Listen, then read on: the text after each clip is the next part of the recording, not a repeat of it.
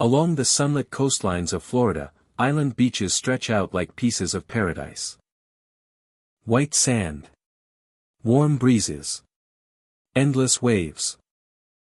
By day, these islands feel alive with beauty and calm.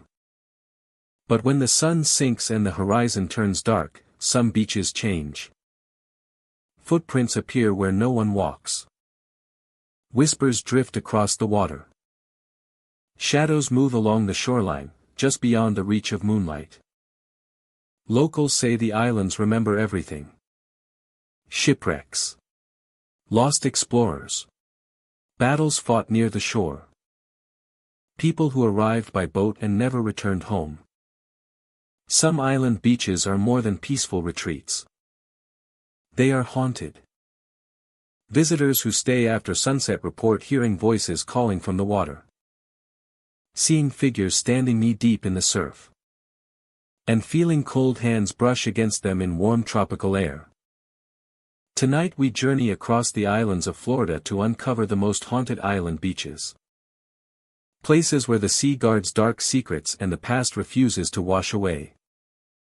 If you were walking alone on an island beach at night and saw someone standing silently at the edge of the water, would you approach them or would you turn back before the tide carried you into the darkness? Hello, my dear friend. I hope you are safe and relaxed, because the beaches we are about to explore hide stories far older and darker than their postcard beauty suggests.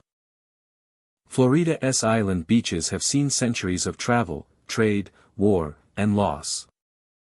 Pirates buried treasures and bodies alike. Ships shattered on hidden reefs. Storms claimed lives without mercy. Some islands were once home to settlements that vanished. Others became burial grounds after tragedy struck. Visitors speak of sudden chills on warm nights, distant screams carried by the wind, and figures walking along the shore that vanish when approached. The ocean never forgets what it takes. Before we step onto the sand, let me ask you something. If you were standing on a quiet island beach at midnight and heard your name whispered from the waves, would you answer, or would you walk away before the sea answered back? Sanibel Island's shadow shore lies along a quiet stretch of sand where the land narrows and the sea feels unusually close. During the day, the beach appears gentle and inviting, with pale shells scattered along the shoreline and shallow waves rolling in with steady rhythm. As night approaches, the shore changes. The crowds thin first, then vanish entirely. Footprints fade as the sand cools, smoothing itself under the slow pull of water. The horizon darkens, and the sound of the ocean grows deeper, less playful. After sunset, the water begins to glow. It is not bright, but faint and unmistakable. A soft blue-green shimmer appears where waves meet the shore, lighting the edges of foam as it breaks and retreats. Visitors often stop to watch, drawn by the beauty of the glow. The light feels alive, responding to motion with gentle pulses. The shoreline flickers with quiet energy, illuminating shells and ripples just long enough to be noticed. The effect is calming at first, inviting people to walk farther along the water's edge. It is during these walks that the footsteps begin. Soft impressions form in the sand behind visitors, matching their pace closely. At first, the sound blends with the surf, easy to dismiss.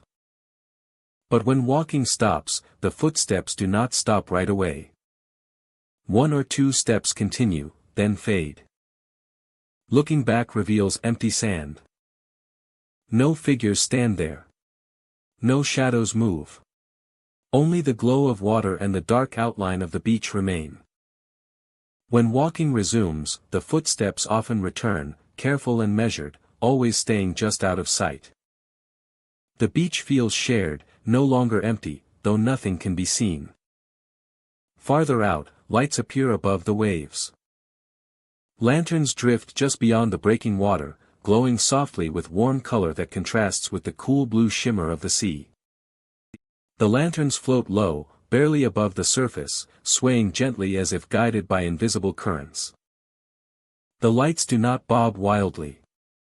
They move with careful balance, steady and calm. Visitors often stop to watch them.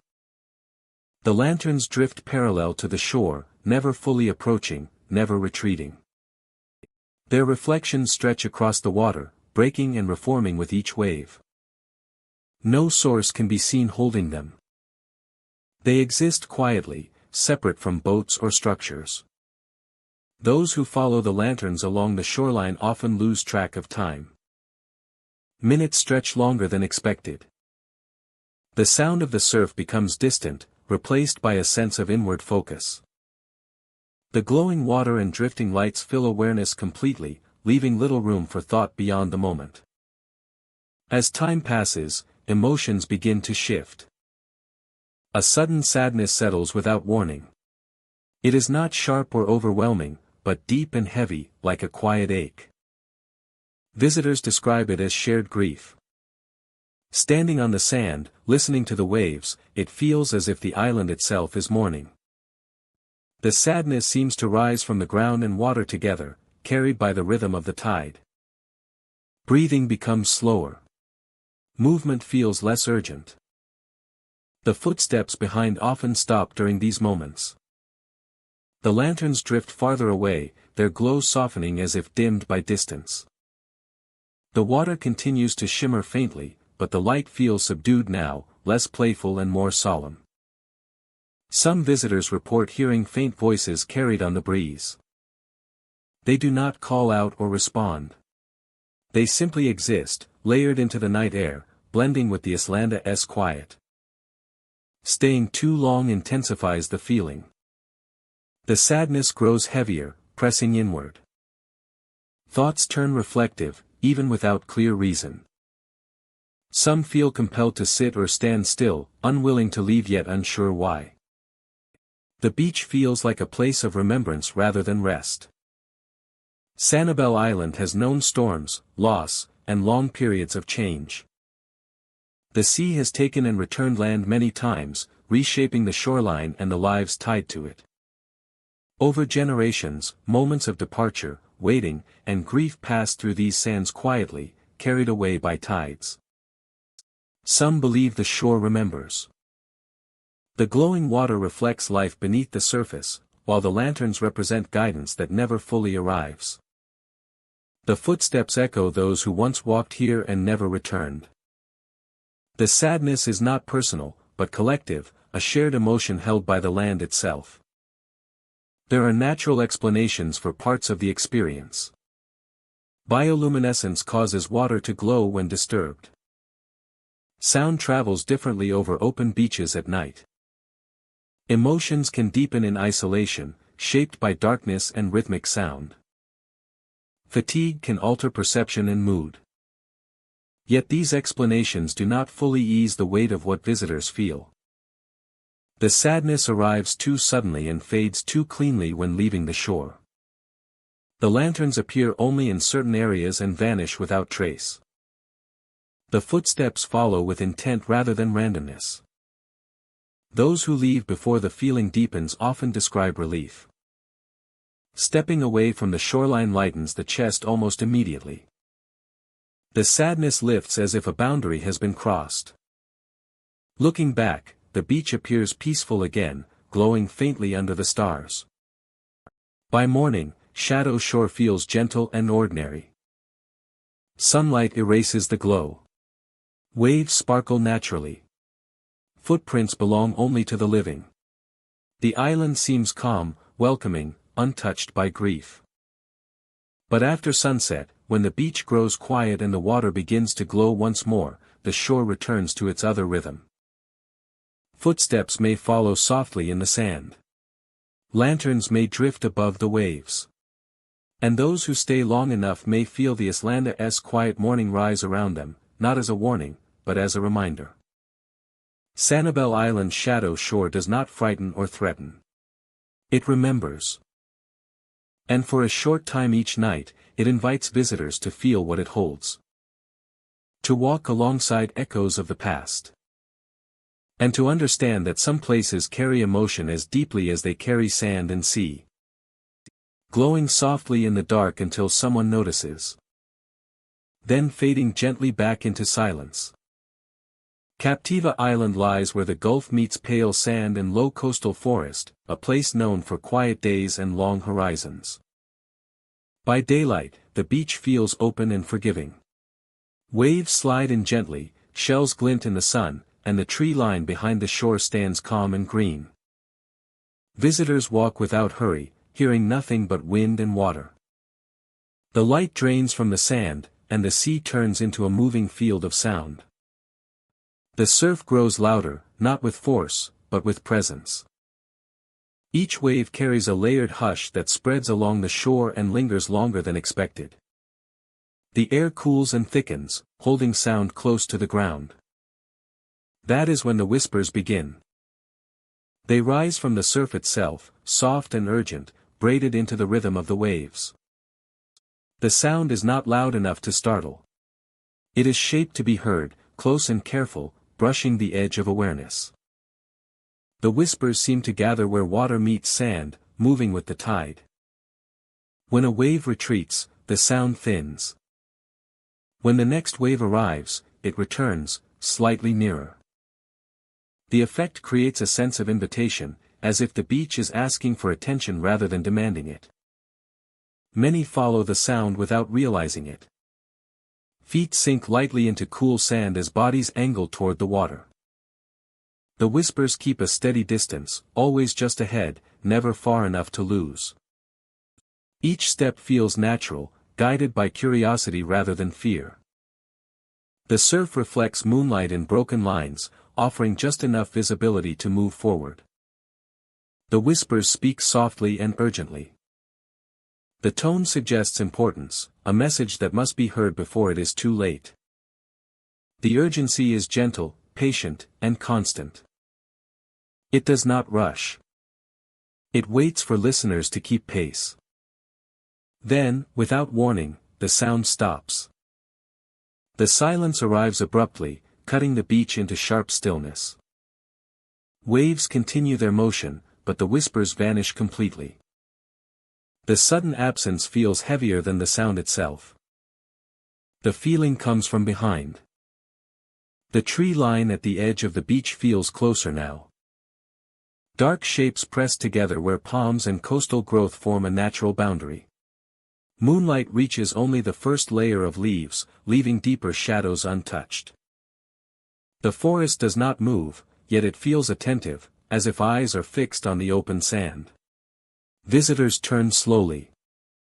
Looking toward the trees reveals nothing specific, no figures stepping forward, no sound breaking the stillness. Yet the sense of observation remains, steady and focused. Some report seeing shapes shift among the trees. The movement is subtle, more a change in density than a clear form. It does not feel like panic. The sand stretches wide without cover, while the tree line offers concealment that is not shared. The beach, which moments before felt open and welcoming, now feels exposed. The surf remains a simple pattern of water and sound.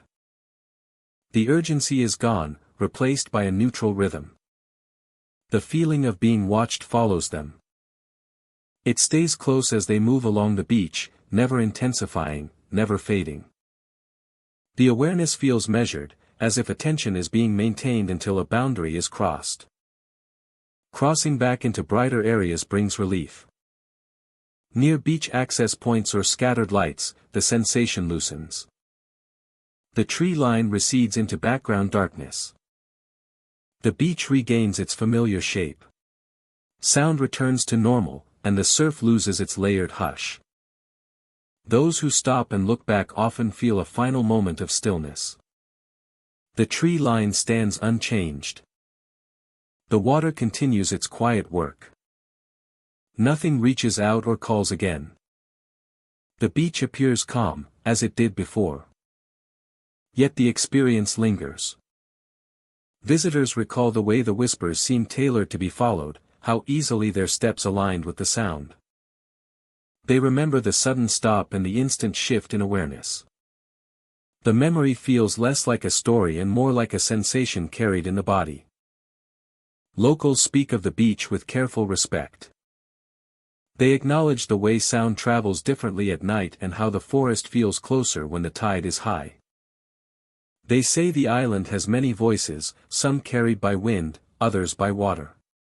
Not all of them are meant to be answered. The whispers, they suggest, are not meant to lead anyone into danger.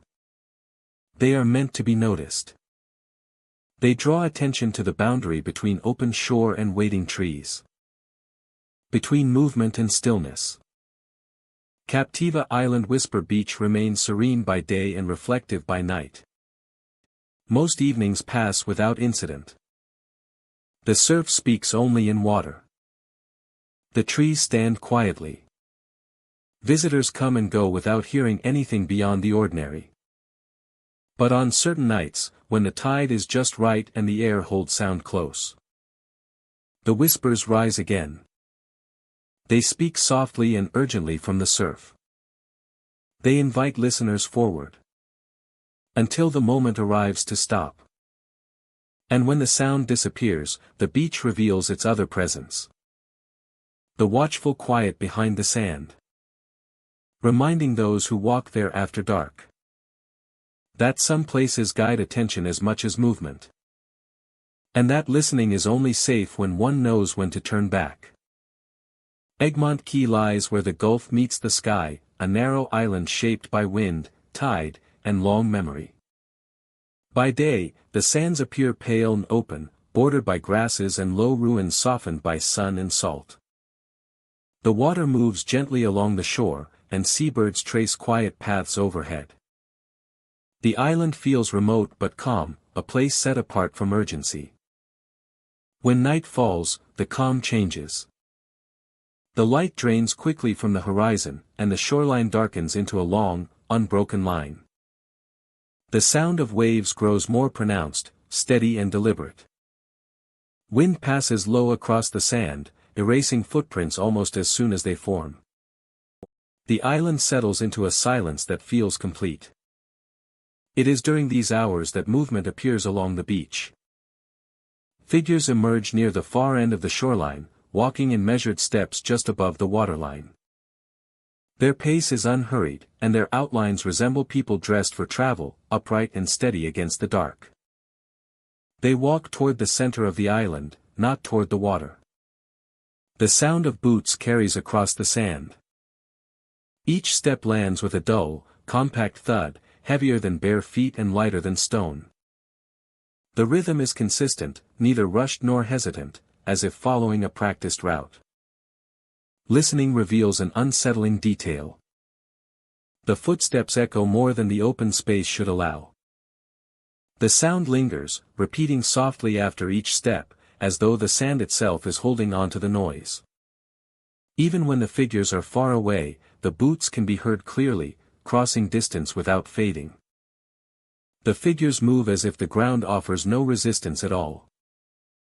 Those who watch often notice the figures do not leave marks behind. The sand beneath them remains smooth, undisturbed by the passage of weight. Waves do not rush in to erase prints, because no prints ever appear. The figures move as if the ground offers no resistance at all. As the figures draw closer to the water, something changes.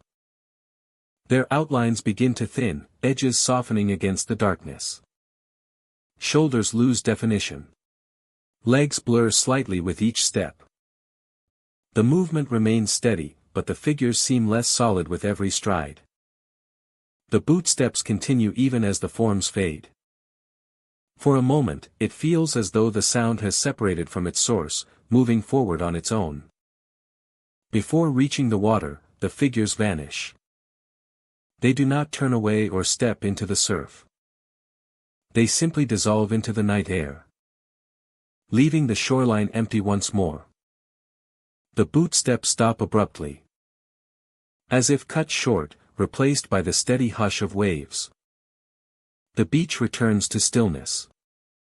No disturbance marks the place where the figures disappeared. The sand remains smooth. The water continues its slow movement. The wind passes lightly over the shore, carrying no trace of what just occurred. This pattern repeats night after night. Figures appear along the shoreline. Boots echo across the sand. The march continues until the water is near.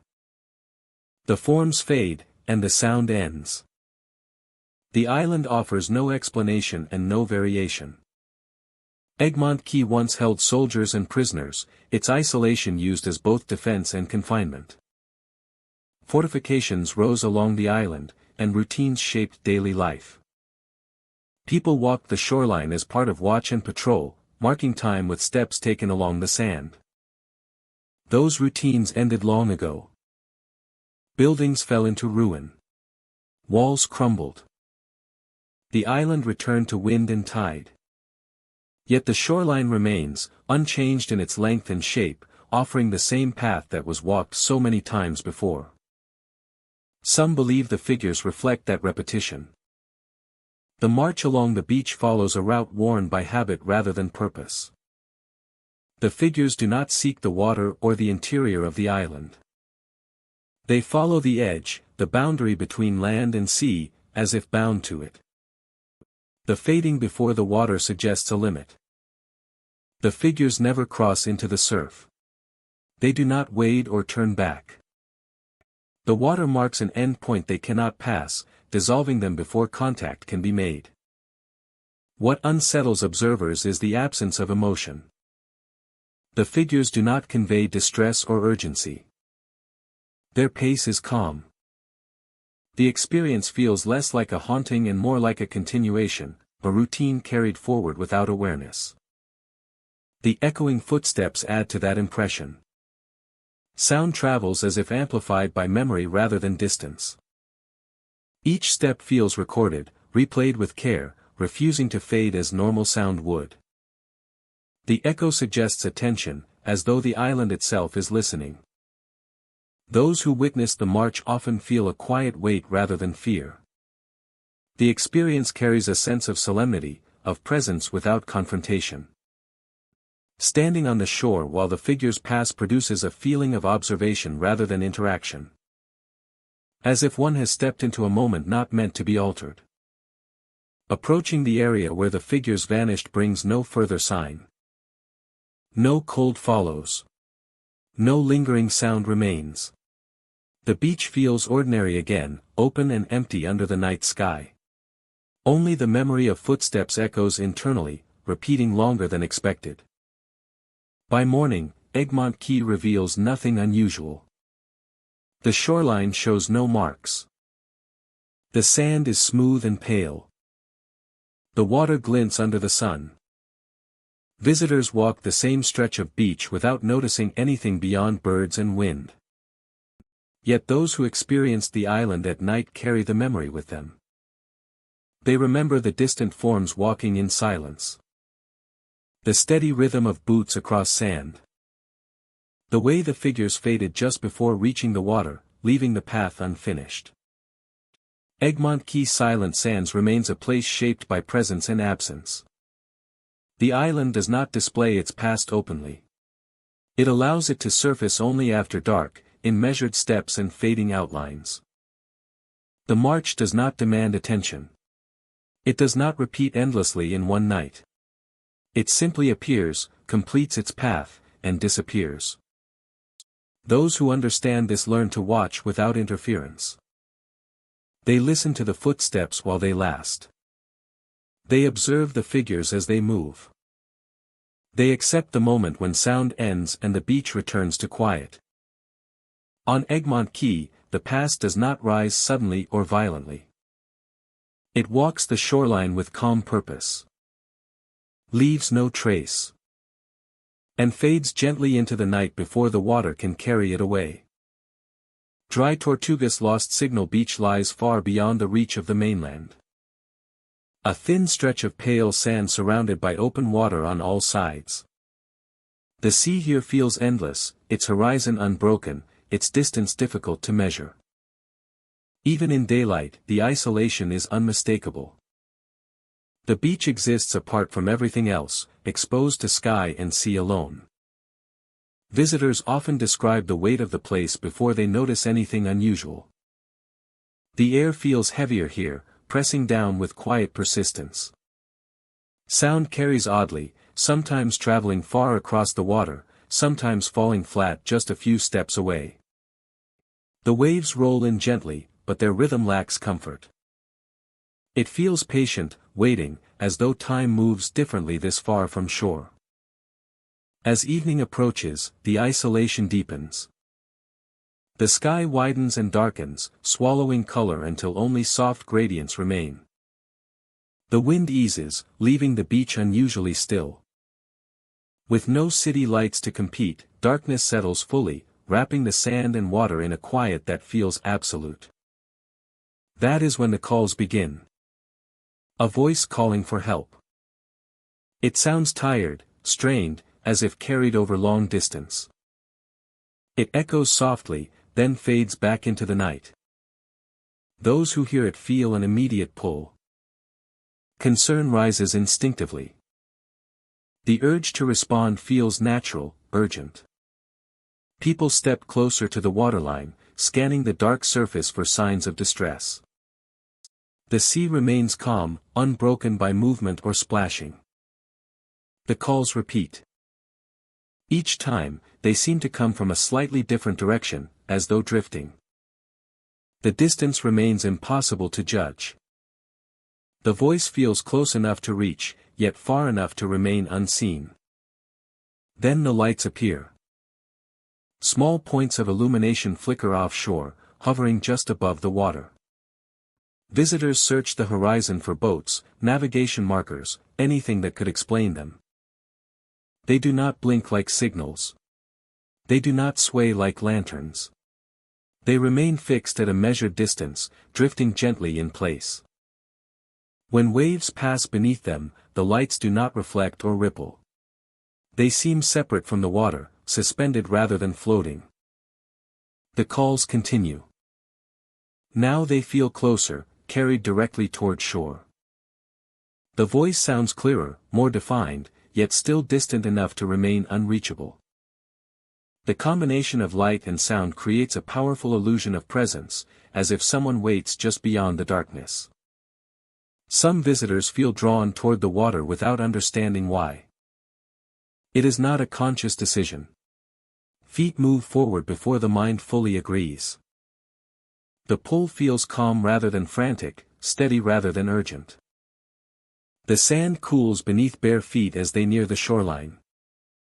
Waves brushing closer with each step. Those who enter the water describe an immediate change. The temperature feels different, cooler and heavier than expected. The surface tension resists slightly, as if the sea itself hesitates. The calls seem louder here, carried directly into the chest rather than the ears. The moment attention shifts, the pull weakens. The lights dim slightly. The calls grow fainter, retreating once more into distance. Those who remain focused feel the opposite. The longer they watch the lights, the stronger the urge becomes. The horizon feels closer than the shore behind them. The water appears smooth and inviting, hiding depth and distance with deceptive calm.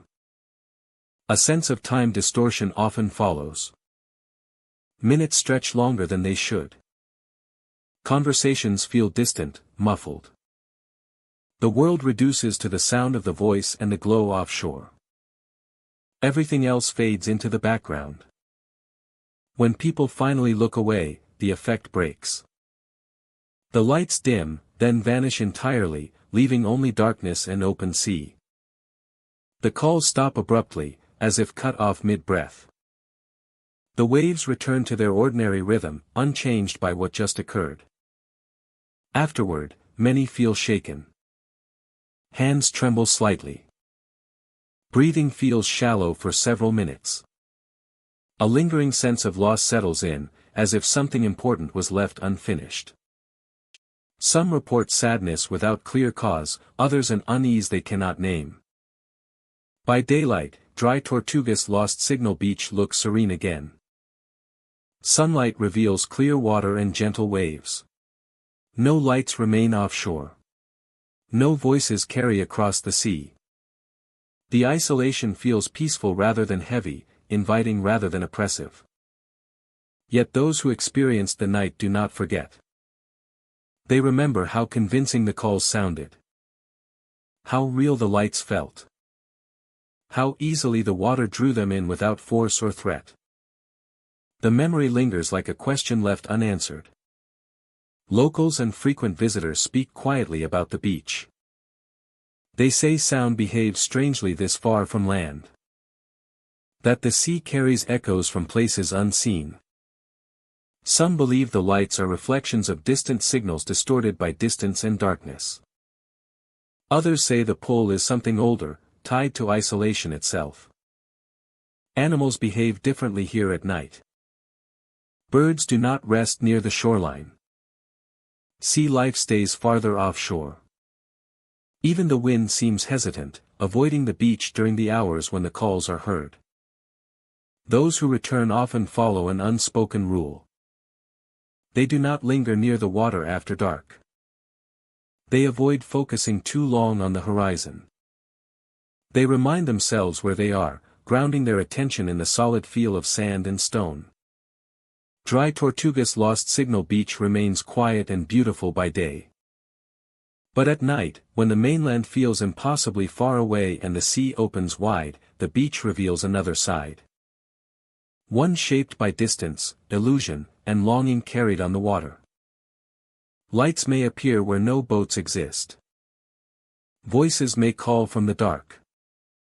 And some may feel drawn toward the sea, not by force, but by something far more subtle. A quiet invitation. One that understands how easily isolation can make the unknown feel close enough to reach. The shoreline at Amelia Island looks ordinary by day, a gentle stretch of sand meeting the Atlantic with familiar rhythm. Dunes rise softly behind the beach. Grasses bend with the breeze. The water moves in predictable patterns, advancing and retreating without surprise.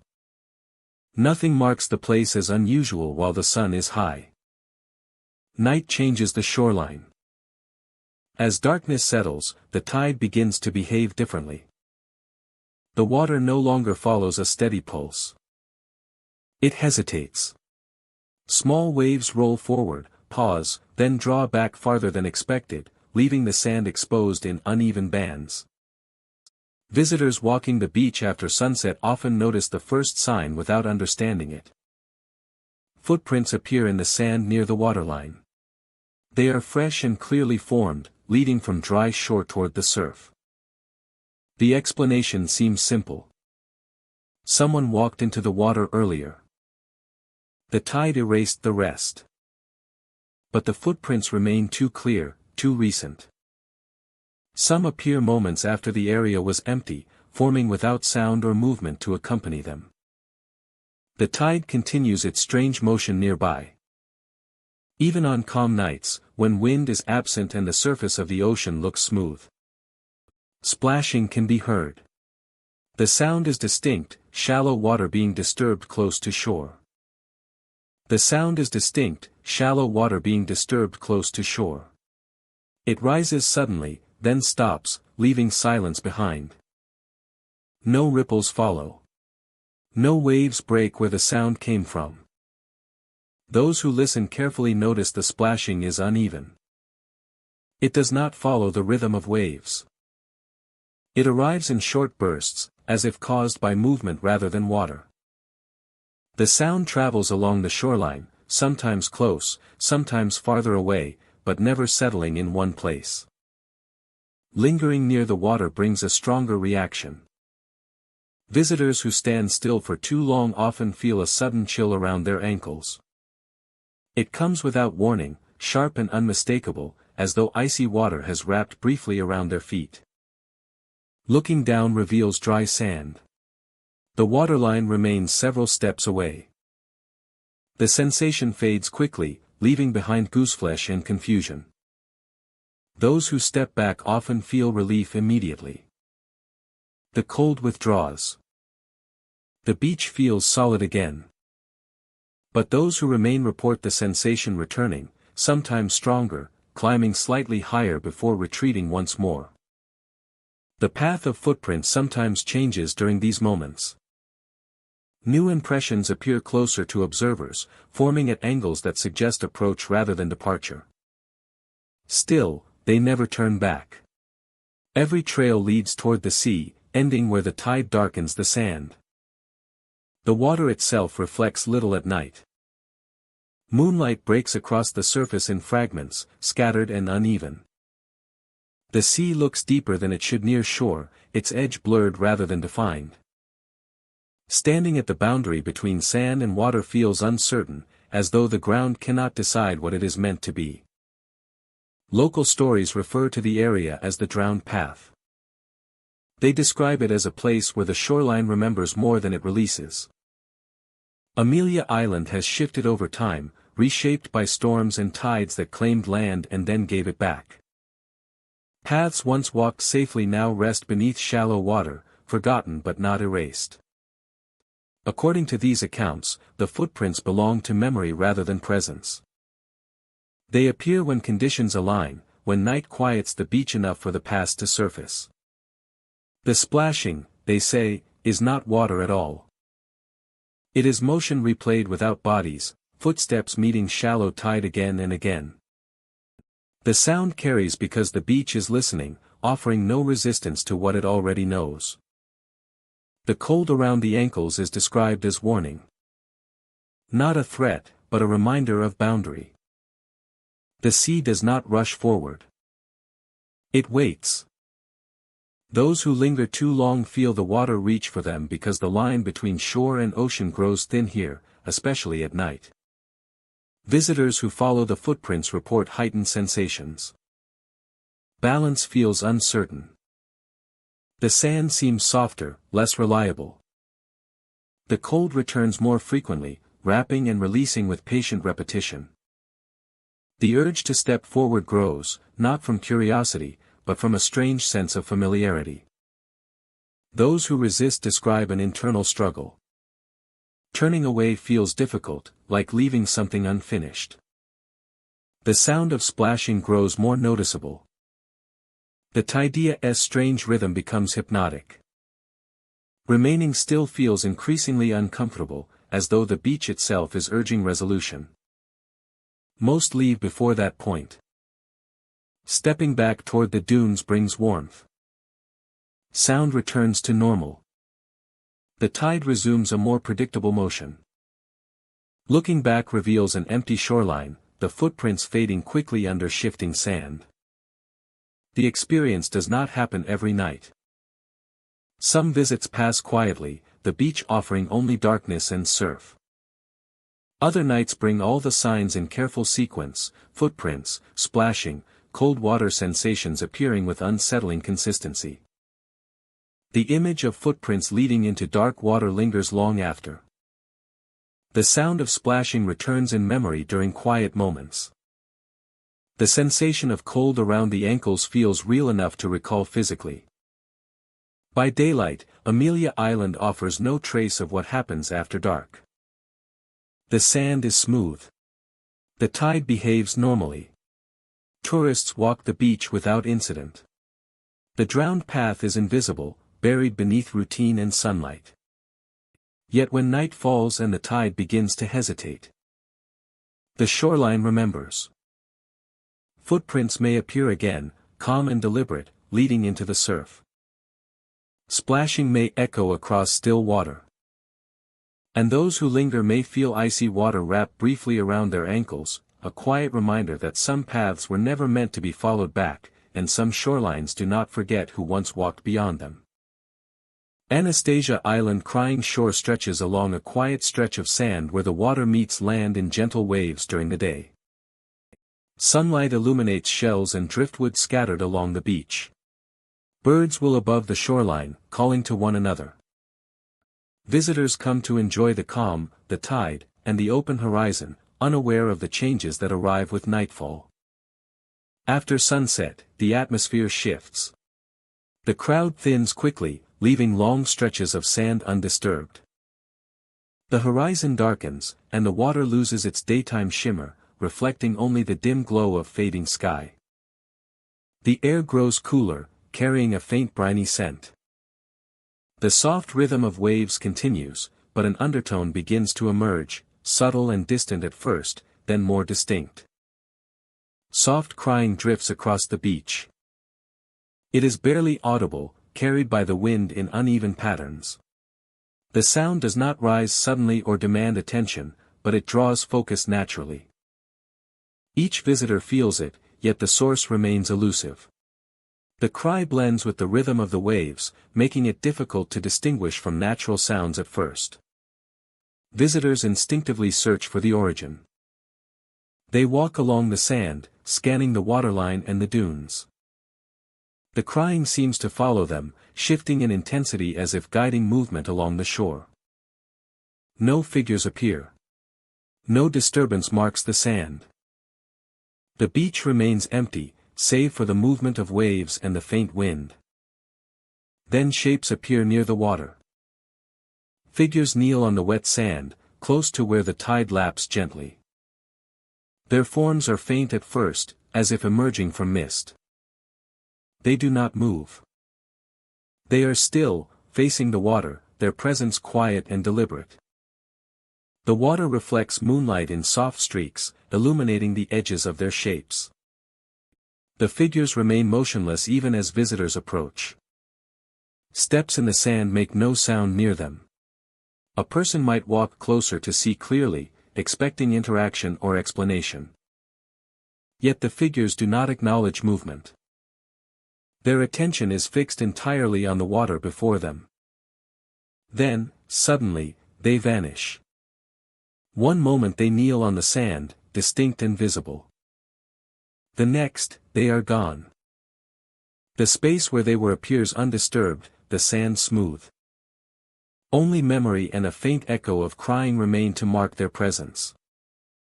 The crying continues, unchanged. It does not escalate or fade abruptly.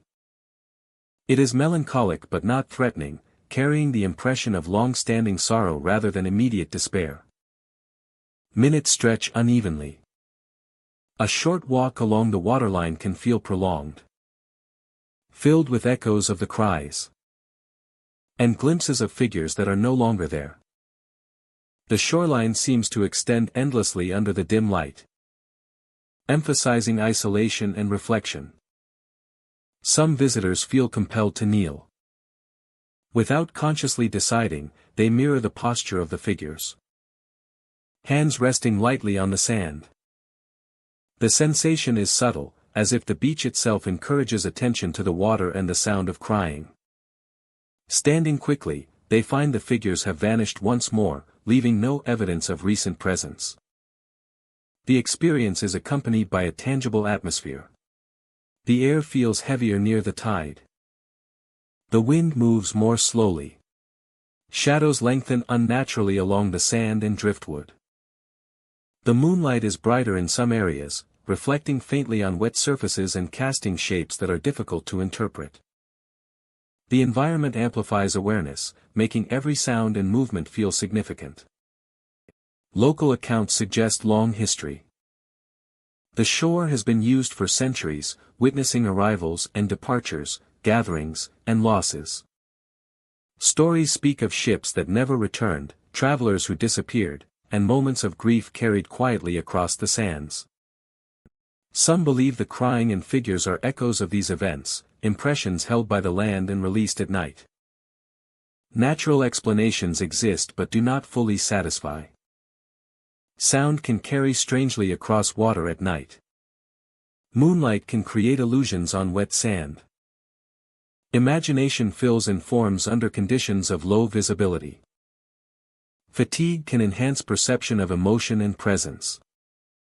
Yet those who witness the figures insist on clarity. Shapes appear solid until they vanish. The crying follows patterns aligned with the tide. The experience repeats with consistency over nights. Visitors often leave with a deep sense of reflection. The beach feels alive in memory, though outwardly calm. The cries linger in thought, the shapes imprint briefly on the mind, and the tide seems to carry messages beyond comprehension. Stepping away from the water, the normal sound of the ocean returns, the sand appears undisturbed, and the night resumes its quiet pace.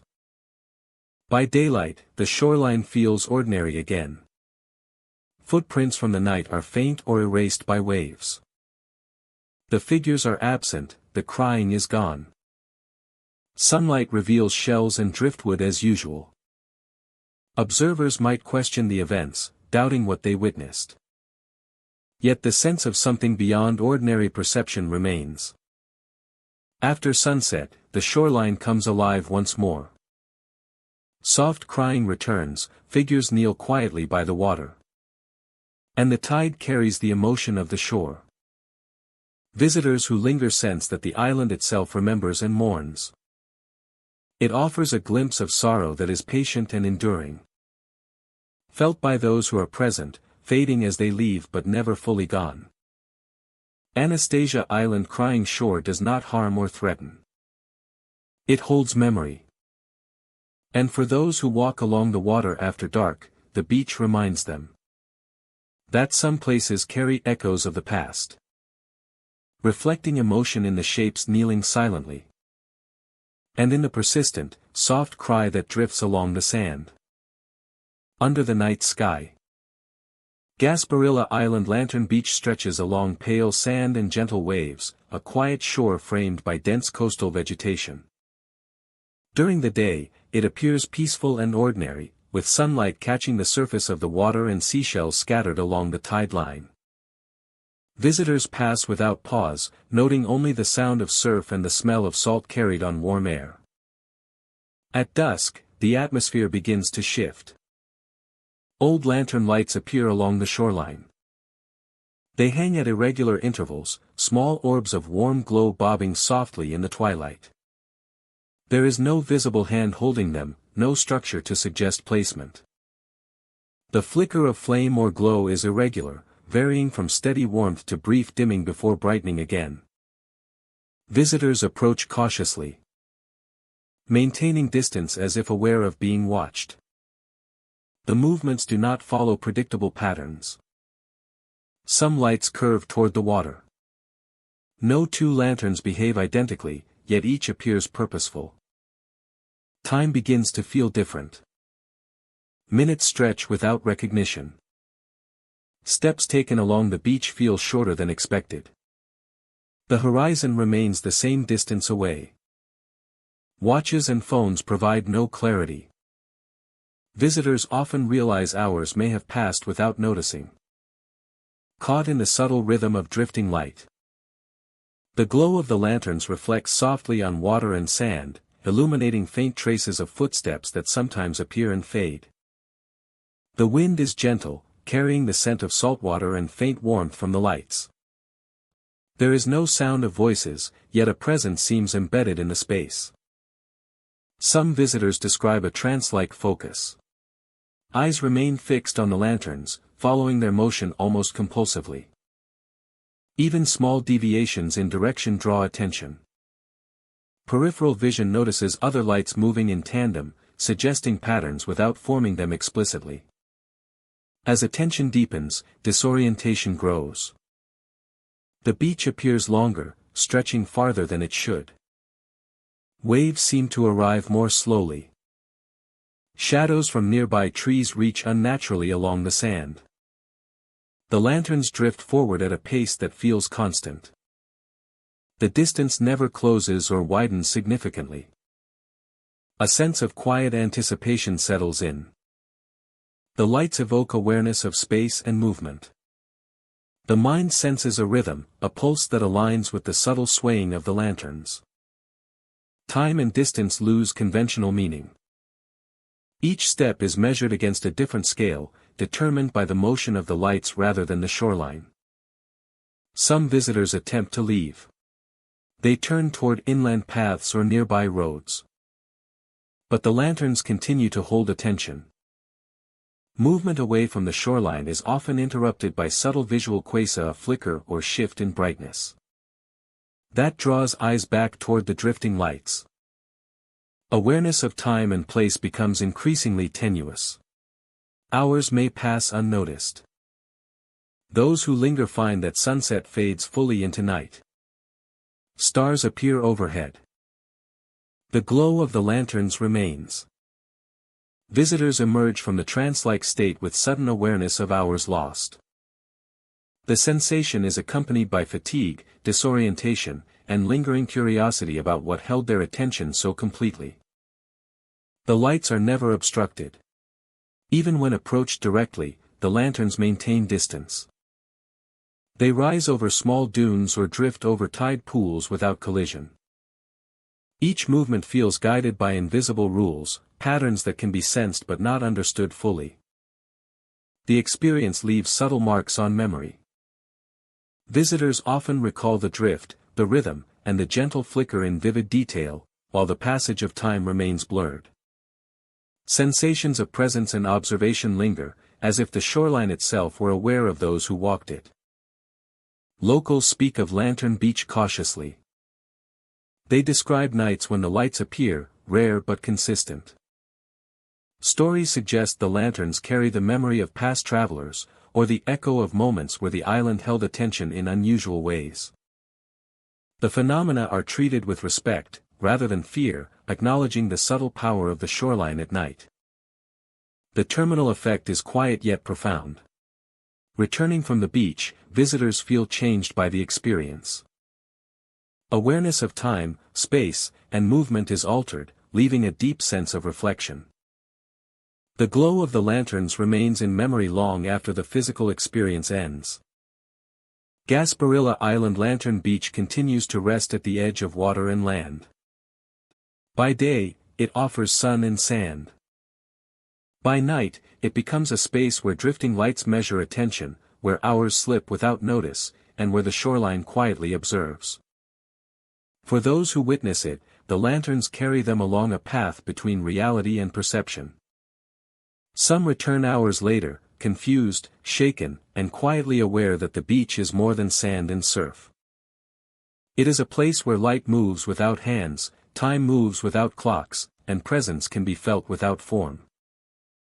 And for those who walk along its edge after dark, the glow of the drifting lanterns remains, a soft reminder that some places are alive in ways that cannot be measured, only experienced.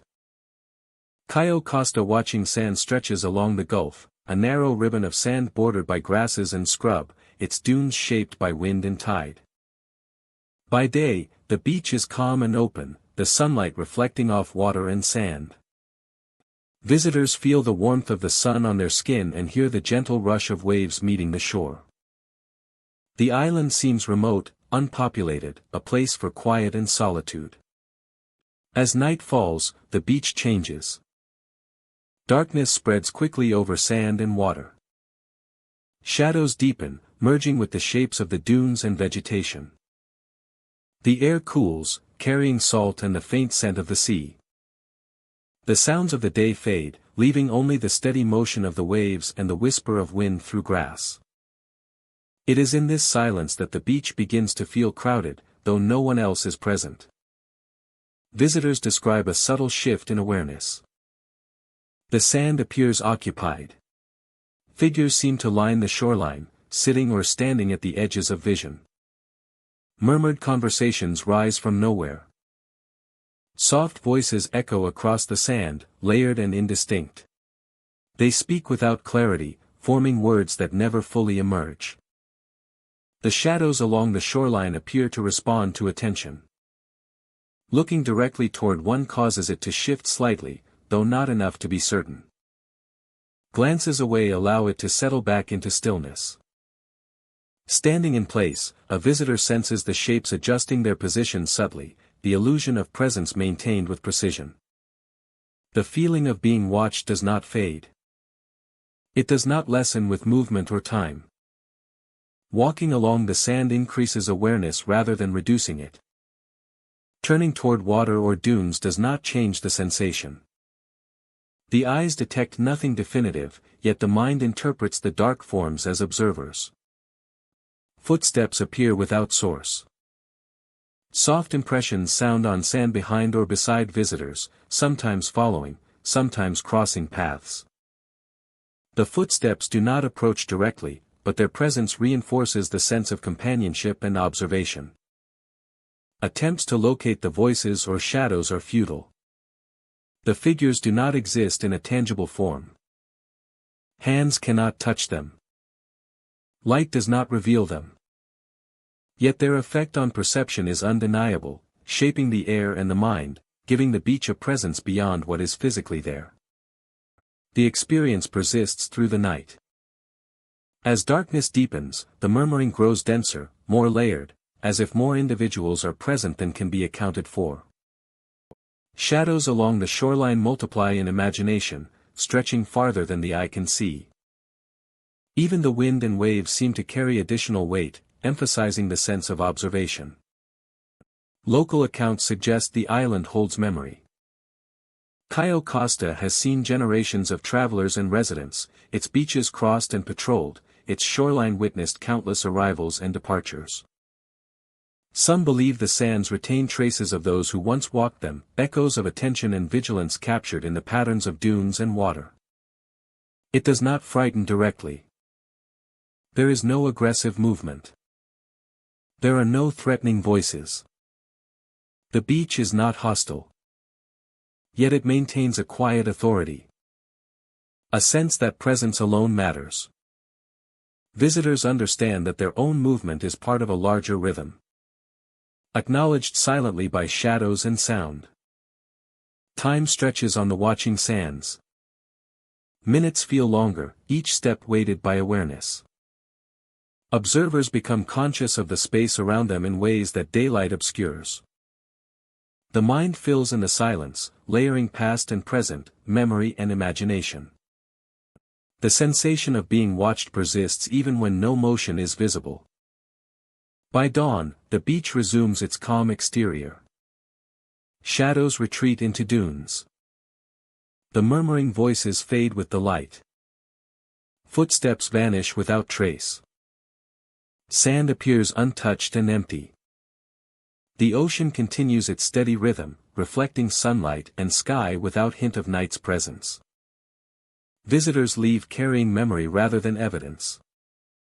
They recall the feeling of dark figures along the shoreline, the soft murmurs that never resolved into words, the unseen attention that followed their movement. They remember the sensation of being observed, constant and impartial, a quiet reminder of presence beyond perception. Cayo Costa watching sands continues to exist as a place of solitude by day and quiet mystery by night. It does not reveal itself fully. It does not demand recognition. Yet for those who walk the beach after sunset, the island speaks clearly in absence, in whisper, in shadow. Here, the sand watches. Here, the shoreline remembers. Here, the shoreline remembers. That some places remain alive with attention long after those who created them are gone. On Cayo Costa, the watching sands never sleep. They simply observe, quietly, endlessly, and without end. Big Pine Key Hollow Beach stretches along the edge of the island, where sand meets the restless tide and the horizon seems endless. By day, the place feels isolated but peaceful. Palm trees sway gently. Waves lap rhythmically. As evening approaches, the atmosphere shifts. The wind grows stronger, carrying a scent of brine and something less tangible, heavier than the sea alone. Shadows stretch across the sand, flattening the world into broad, featureless plains. Sound behaves differently here. Small noises travel farther than expected. Footsteps echo. Leaves rustle loudly. And through it all, voices appear. The voices are clear. They do not drift faintly or merge with the wind. They speak distinctly, deliberately, carrying words across the sand. At first, it seems like distant chatter from other visitors, but soon the nature of the sound becomes unmistakable. They are calling names.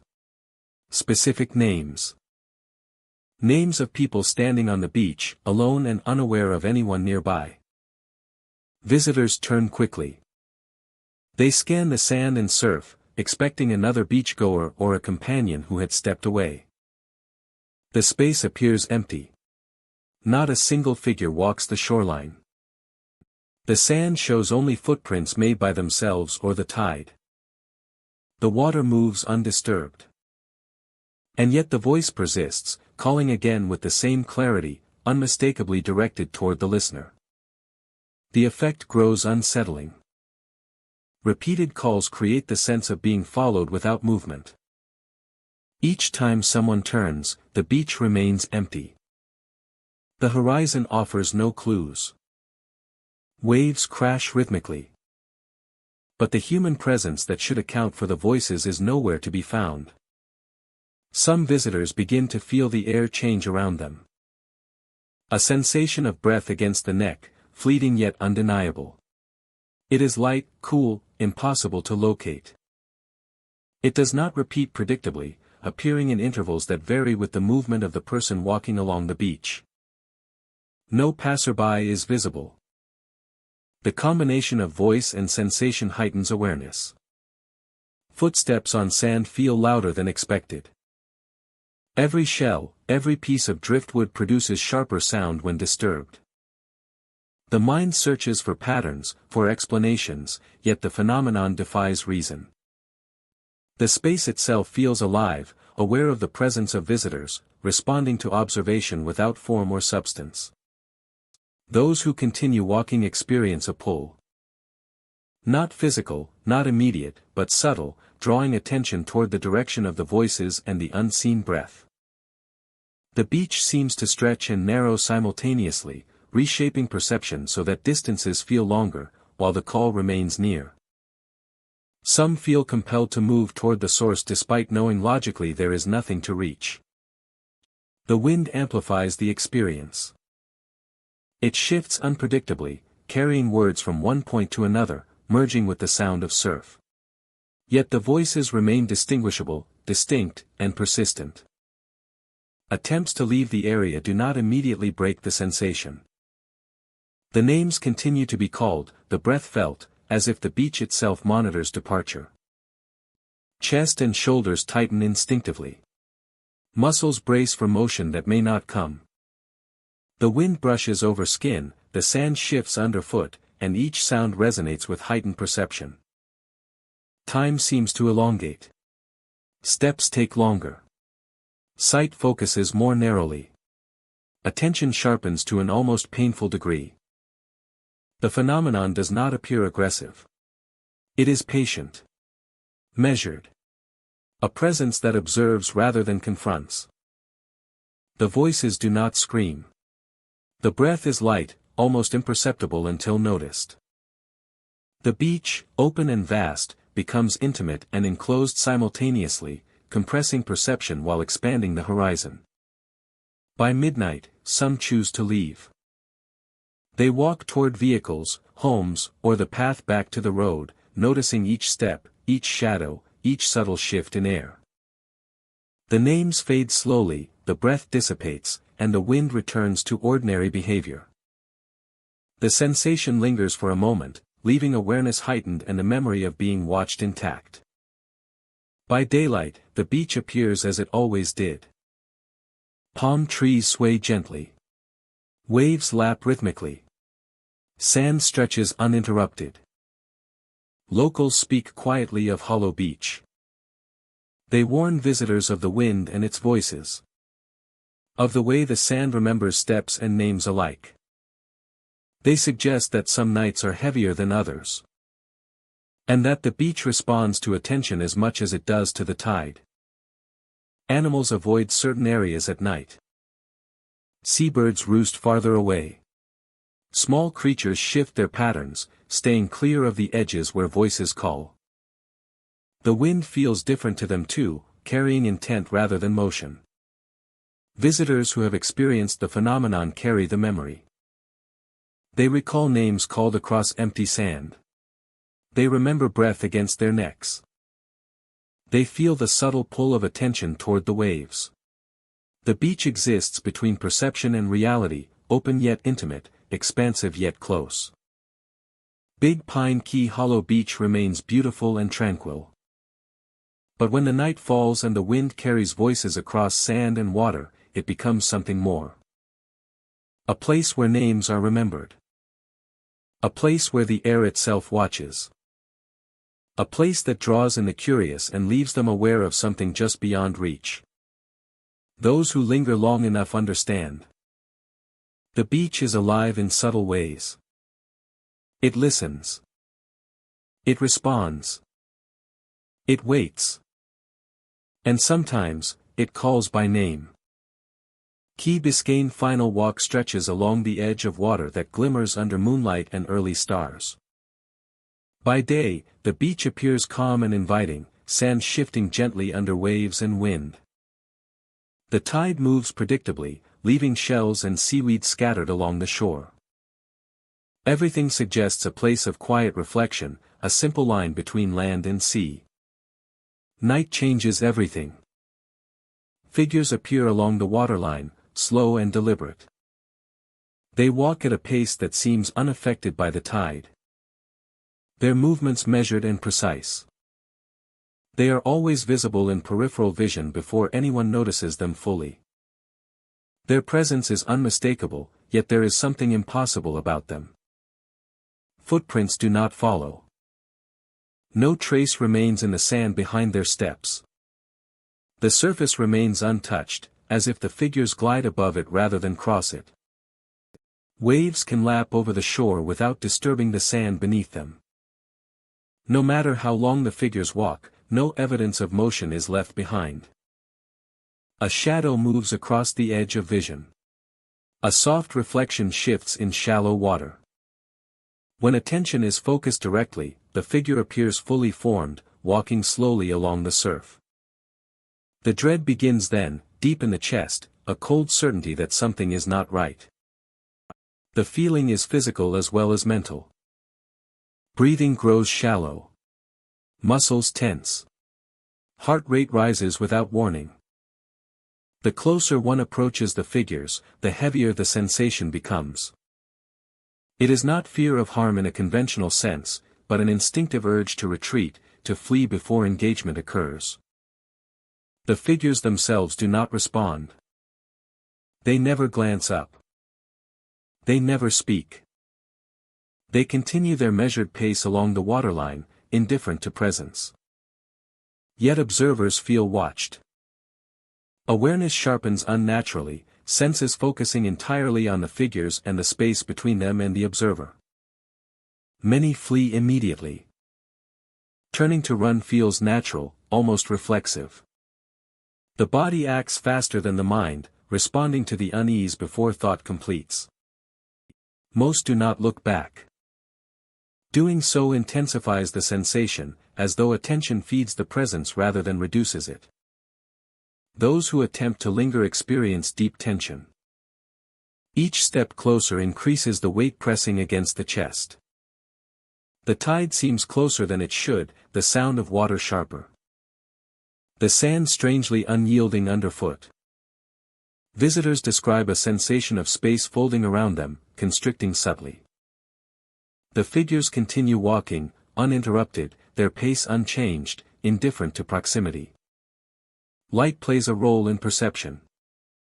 Moonlight, stars, and distant city glow illuminate the figures unevenly. Their forms can appear translucent at times, then solid when the angle of vision changes. Shadows lengthen unnaturally, merging with reflected light on wet sand. The effect is disorienting. Observers feel trapped in a space that is both expansive and narrowing at the same time. Time behaves oddly here.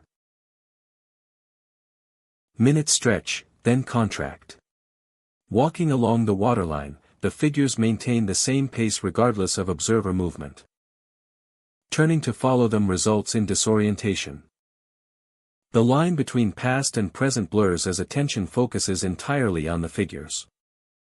Local accounts provide context without explanation. The beach has long been a crossing point, a place where tides and currents shift unpredictably at night.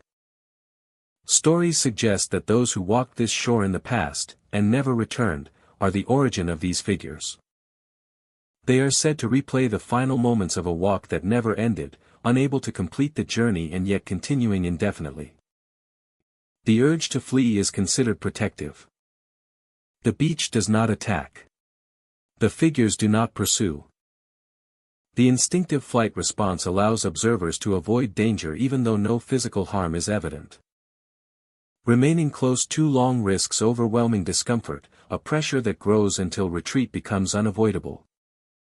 Witnesses describe the experience as unforgettable. Even after leaving, the sense of being watched persists.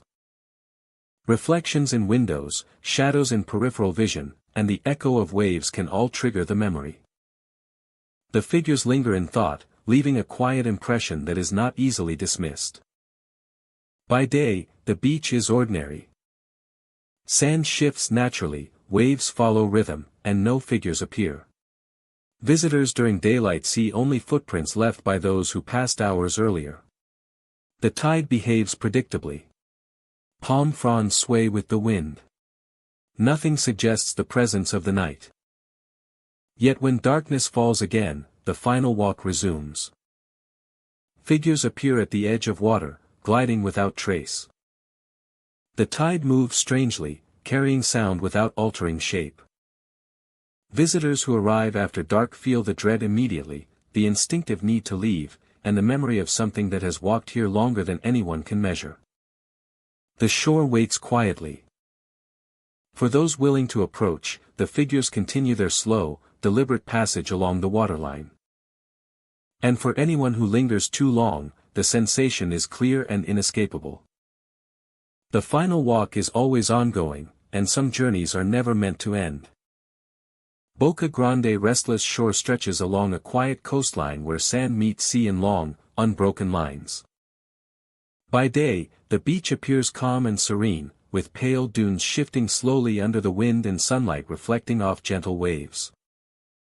Visitors stroll along the sand, collect shells, and listen to the rhythm of the ocean, unaware of the changes that arrive with nightfall. As evening falls, the atmosphere shifts. The light fades quickly, and shadows gather across the sand and dunes. The wind carries a sharper salt tang, cooler than expected, and the rhythm of the waves becomes irregular. The beach feels larger, stretching farther than it does in daylight, with unseen depths that the eye cannot measure. After sunset, the sand begins to shift unnaturally. Small mounds rise and fall along the shoreline without wind or footfalls. Each step taken by a visitor may sink slightly deeper than expected, as if the sand is moving beneath them. Patterns appear, subtle ridges forming and smoothing again as if the beach itself is breathing. Beneath the surface, sound begins to emerge. A faint scratching and rustling drifts up from the sand, delicate but deliberate. The noise suggests movement just below, a presence hidden yet active. It is not constant, but pulses in irregular intervals, causing pause and attention with each occurrence. Visitors may catch glimpses of hands. Fingers emerge briefly from the sand near the waterline or along the dunes, grasping for a moment before vanishing completely. The waves along the shore feel colder than normal. Stepping into shallow water brings immediate chill, far stronger than the evening air would suggest. The combination of shifting sand, moving hands, and cold waves creates disorientation. Even experienced beachgoers feel uncertain of direction.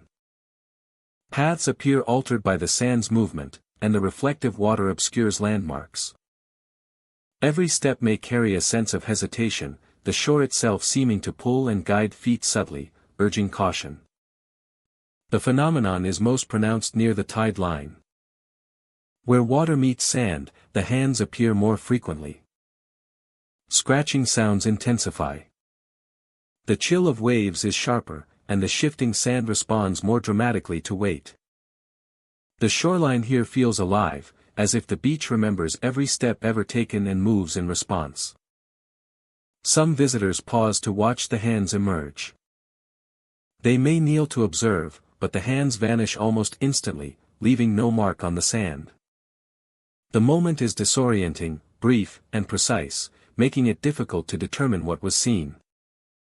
Returning to the spot moments later yields only smooth sand, as if nothing happened at all. The restless shore seems to respond to attention. Movement, observation, and thought appear to influence the behavior of sand, waves, and glimpses. Local accounts describe a long history of strange occurrences. The beach has been observed for generations, with reports of unusual tides, sudden cold, and disturbances in the sand. Fishermen and nighttime walkers have noted subtle movement underfoot, sometimes coinciding with tides that appear normal. Natural explanations exist but fail to fully explain the experience. Sand shifts under tidal influence. Shadows distort perception. Yet the hands and the patterns in the sand appear independent of wind, water, or ordinary tides. The experience repeats consistently when the beach is empty. And the sensations are heightened near the waterline and during moonlit nights. Those who linger feel the beach's mood. A quiet tension settles into the muscles. Movement slows naturally. The mind becomes focused on perception and balance. The cold of the waves, the shifting sand, and the presence beneath the surface create a sensation that is not fear, but a profound awareness of something unseen. By morning, Boca Grande restless shore returns to calm. Sand appears uniform. Waves are gentle and warm. No hands are visible. Footprints are easily traced.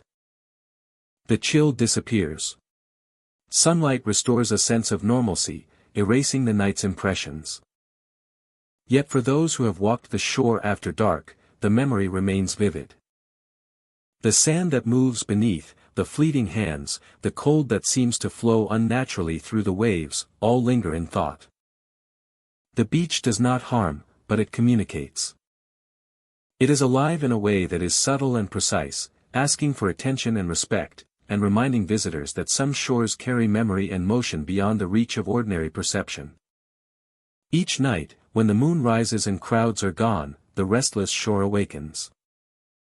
The sand shifts softly. Hands emerge briefly. Waves chill unexpectedly. And those who linger sense that the island itself is aware. Holding memory and emotion. Repeating the Nida-esque quiet choreography. Again and again, unseen, precise, and unforgettable. Caladesi Island fading beach stretches along calm waters and pale sand, a place where sunlight warms the shore and the scent of salt carries softly through the air. By day, it feels open and serene. Visitors wander without hurry, noticing shells, small crabs, and gentle waves rolling toward the beach. The trees at the edge of the sand sway lightly, creating shade and texture along the coastline. Fog rolls in thick and sudden, slipping over sand and water without warning. It moves in layers, low and dense near the ground, rising higher with each passing minute. Visibility drops quickly. Shapes that moments before were clear fade into obscurity. The horizon vanishes, leaving only soft gray and the faint sound of waves. Figures begin to appear within the fog. They are indistinct at first, shimmering outlines that seem to hover between shore and water. Visitors notice movement, subtle and deliberate, suggesting presence without revealing detail. The shapes seem aware, maintaining distance while remaining clearly visible within the haze. Curiosity draws people forward. Steps sink into wet sand as visitors move toward the figures. Each step is measured, careful, yet the fog seems to shift with every movement. Shadows stretch and contract. The shapes remain just ahead, their forms hinting at human posture but resisting full clarity. The fog alters perception. Distances become uncertain. The sand beneath feet feels uneven, yet nothing is visible to explain it. Waves sound closer or farther depending on direction. Trees at the edge of the beach appear to drift slightly, as if moved by subtle currents in the air. Visitors often lose their sense of direction. Turning toward a shape reveals it again, but now at a slightly different angle. Paths walked moments before appear altered. The fog erases landmarks. And each step forward is met with quiet confusion. The beach itself feels longer, stretched by an unseen hand. Time and space blend together, disorienting those who try to navigate. Some pause and attempt to measure distance. A step back feels like no movement at all. Looking at footprints in the sand sometimes provides guidance, yet the marks fade quickly, as if absorbed by mist. Orientation becomes unreliable. Forward, backward, left, right, and none holds certainty. The fog itself dictates the path. The figures do not move closer. They wait patiently, maintaining position relative to each visitor.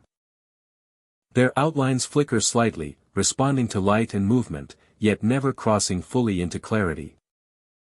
They are watchers, guides, or markers in a landscape that is temporarily unmade. Each crash and retreat seems slowed, stretched, or muted. The rhythm is irregular, echoing softly in the fog. Movement that once felt natural now takes on a surreal quality. The air itself feels dense and heavy, pressing subtly against the skin, guiding motion without hands. Hours can pass unnoticed. The fog, figures, and altered perception merge to create a continuous experience. Visitors may step toward a figure repeatedly, only to find the environment subtly shifted with each attempt. Awareness of time becomes secondary to awareness of space and presence. The sense of being observed increases with prolonged attention. Some emerge far from where they started. Returning to a familiar spot reveals distance greater than expected. A landmark previously at hand is now distant or misaligned. The sand shows few tracks, and those present seem to vanish. Visitors are left disoriented, unsure of how far they have walked or in which direction they moved. The fog begins to lift gradually. It thins in layers, rising and breaking apart, revealing the horizon once more. Sunlight or moonlight filters through, clarifying shapes, stabilizing space, and returning visual references. Figures fade with the mist, leaving only memories and impressions on the mind. Visitors take time to recalibrate. The sense of displacement lingers. Muscle memory, balance, and perception feel altered. Even after leaving the beach, the mind recalls the shifting fog, the hovering forms, and the uncertainty of movement. Locals speak of the beach with caution. They describe nights when fog arrives suddenly and the shoreline becomes otherworldly. The figures are not described as threatening, but as persistent presences that exist in a layer of the environment most cannot perceive during daylight. They say the experience is part observation, part navigation, and part patience. Kaldesi Island fading beach continues its cycle. By day, it welcomes visitors with calm waters and sand. By night, when fog rolls in, it transforms into a space where distance is altered, perception is challenged, and direction becomes uncertain. The figures appear again, as they always have, waiting quietly, hovering in mist, and reminding those who step into the fog that some places exist partially outside normal understanding of space and time.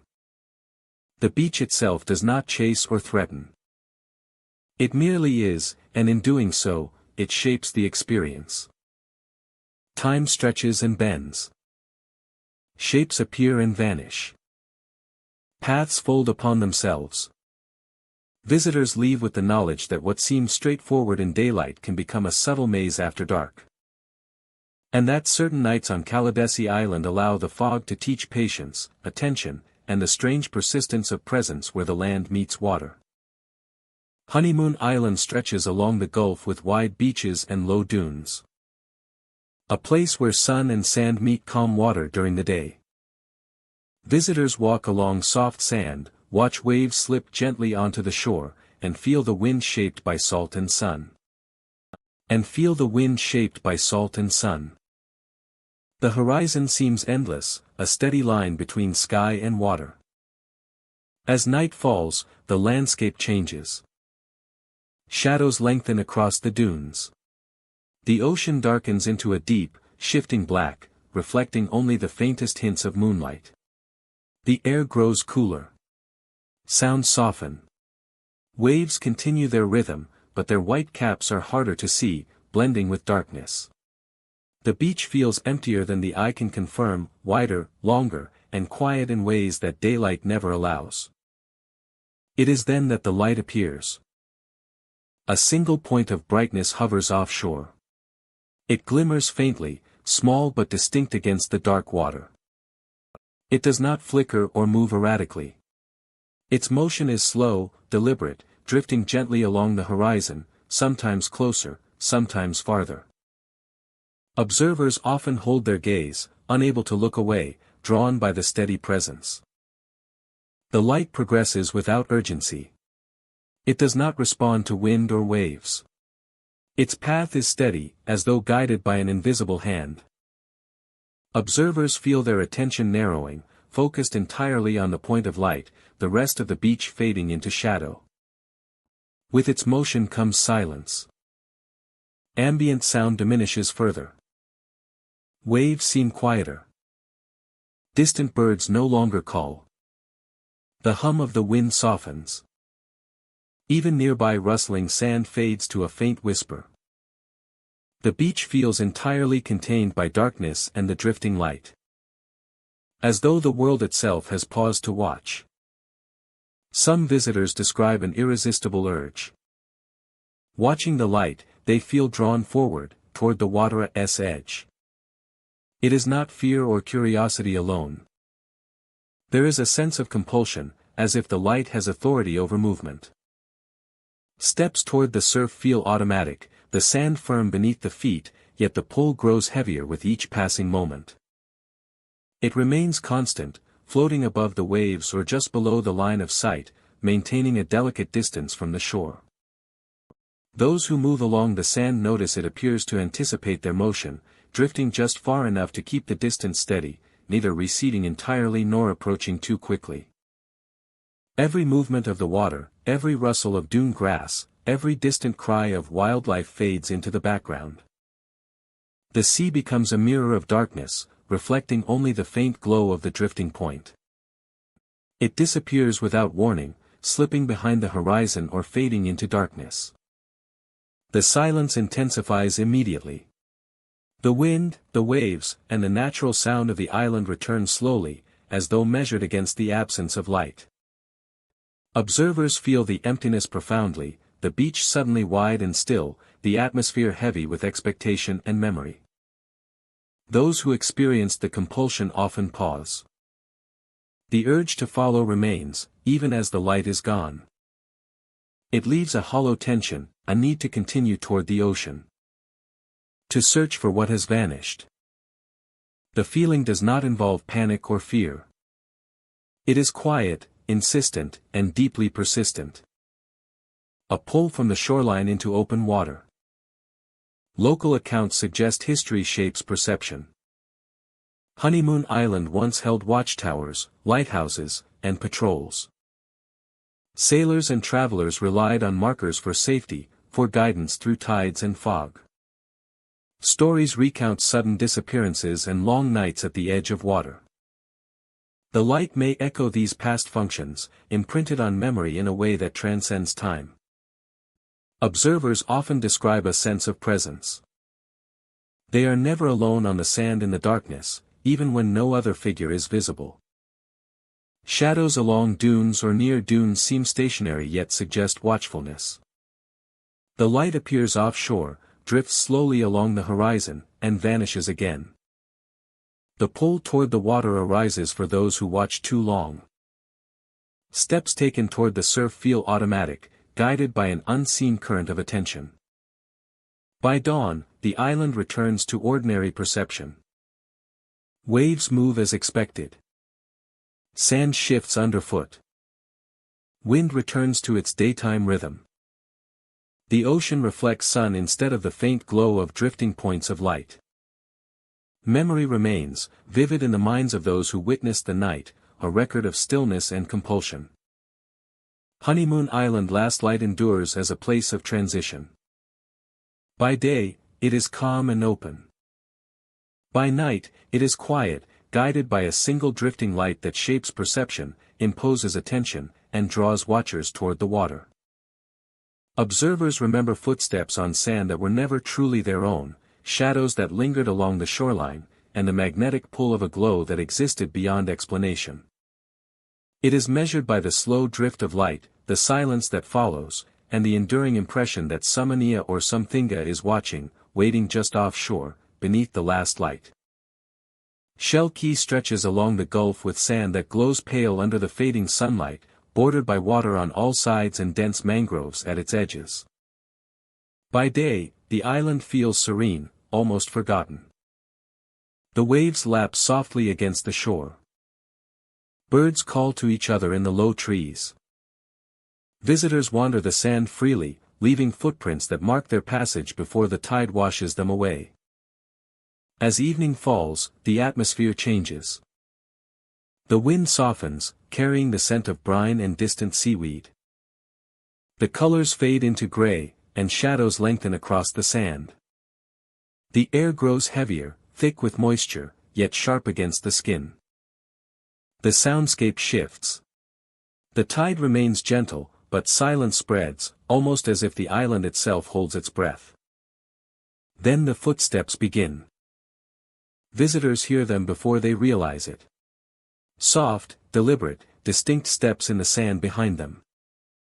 The sound is clear and present, yet when they turn, the beach remains empty. No figure stands among the scattered shells or at the water's edge. Only the sand bears the impression of someone walking just behind. The footsteps respond to movement. When visitors quicken their pace, the steps match. When they slow, the echoes hesitate with them. Stop altogether, and the sound ceases immediately, leaving only the quiet hum of the waves. There is no rhythm independent of the observer. It is not random. It is tied entirely to each step, each breath, each heartbeat. A chill accompanies the presence. The air grows colder with each passing moment, a subtle drop in temperature that creeps across exposed skin. Hands and face feel icy. Breath becomes visible in faint mist. The cold deepens not from wind alone but from something unseen moving along with the footsteps, occupying the space behind and around the visitor. Eyes search the horizon, scanning for another person, a boat, an animal, anything to explain the sound. Shadows move only in natural response to the fading light. No rustling from the trees. The footsteps continue regardless, following each movement exactly. Some visitors try to call out. Voices echo across the sand and vanish quickly. There is no reply. No acknowledgement. The footsteps remain, unwavering and precise. No shadow falls beyond those already cast by the fading sun. The pattern grows oppressive. With every step, the cold intensifies. The air feels heavier in the chest, constricting slightly, forcing more deliberate breaths. Every pause brings heightened awareness, a tension in shoulders and neck. Every glance behind confirms emptiness, yet the sand shows marks that indicate a presence. A presence tied intimately to the visitor's own movements. Those who attempt to flee experience the same effect. Run across the beach, and the footsteps keep pace. Turn back, and they adjust again. Circle briefly, and the pattern follows exactly. No breaking the rhythm, no trick of perception to escape. It is a measured companion, relentless and silent. Shadows coalesce in the low light, stretching toward the water. The footprints behind darken slightly, as if pressed harder into the sand by an invisible weight. The wind carries faint whispers, indistinct at first, then suggesting sighs or murmurs. Nothing forms into coherent words, but the sound adds to the sense of being observed, not by an eye, but by intention. Many choose to leave at this point. They hurry toward the shoreline where boats or landings might be visible. Each step feels heavier than it should, each movement resisted by something unseen. The footsteps continue to follow, matching pace with eerie precision. Until the observer reaches the edge of the sand or the tree line. Only then does the pattern finally stop. By morning, the beach appears unchanged. Sunlight reveals only sand, shells, and water. The waves wash over marks from the night before. The chill has gone. Locals walk the beach with ease, unaware of the experience visitors endure after sunset. Those who leave remember the feeling vividly. The precision of the footsteps. The cold that seemed alive. The inexplicable draw of attention toward an empty space behind. The sense of being accompanied without being seen. It lingers long after leaving the sand, in quiet moments, in dreams, and in the sudden awareness of footsteps in empty corridors elsewhere. Animals avoid certain parts of the beach at night. Shorebirds retreat. Small mammals disappear into mangroves. Even the wind seems cautious, moving across the sand more gently than during the day. The island itself seems aware of the pattern, accommodating it in subtle ways. Shell Key Hollow Beach remains accessible by day. Visitors can wander freely, enjoying sun and water, leaving footprints that vanish with the tide. But after dark, the island changes. The sand records movement not entirely its own. The air grows cold. Footsteps follow. The beach listens. And for those who hear them, the steps never stop until they leave the sand entirely, carrying the memory of an invisible companion that moves in perfect step with every footfall. Lover's Key Broken Promise Beach stretches along the Gulf of Mexico, its sand pale under the waning light of dusk. By day, the shoreline appears peaceful, calm waves lapping gently against the beach, footprints left and erased by the tide. When night falls, the atmosphere shifts. The air grows cooler, yet heavier. The sound of waves seems muted, softened as though the ocean itself is holding its breath. The stars reflect faintly in the shallow surf, but their light offers no comfort. The beach takes on a sense of stillness, and the calm becomes deceptive. Couples walking after sunset often notice it first. A sudden unease creeps into awareness, subtle at first, an instinctive tightening in the chest. Words falter. Laughter dies quickly. Conversations stall without reason. The horizon remains empty, yet the mind senses presence, a weight that has nothing to do with other visitors. Whispered arguments begin to emerge. They drift through the air softly, voices layered over one another.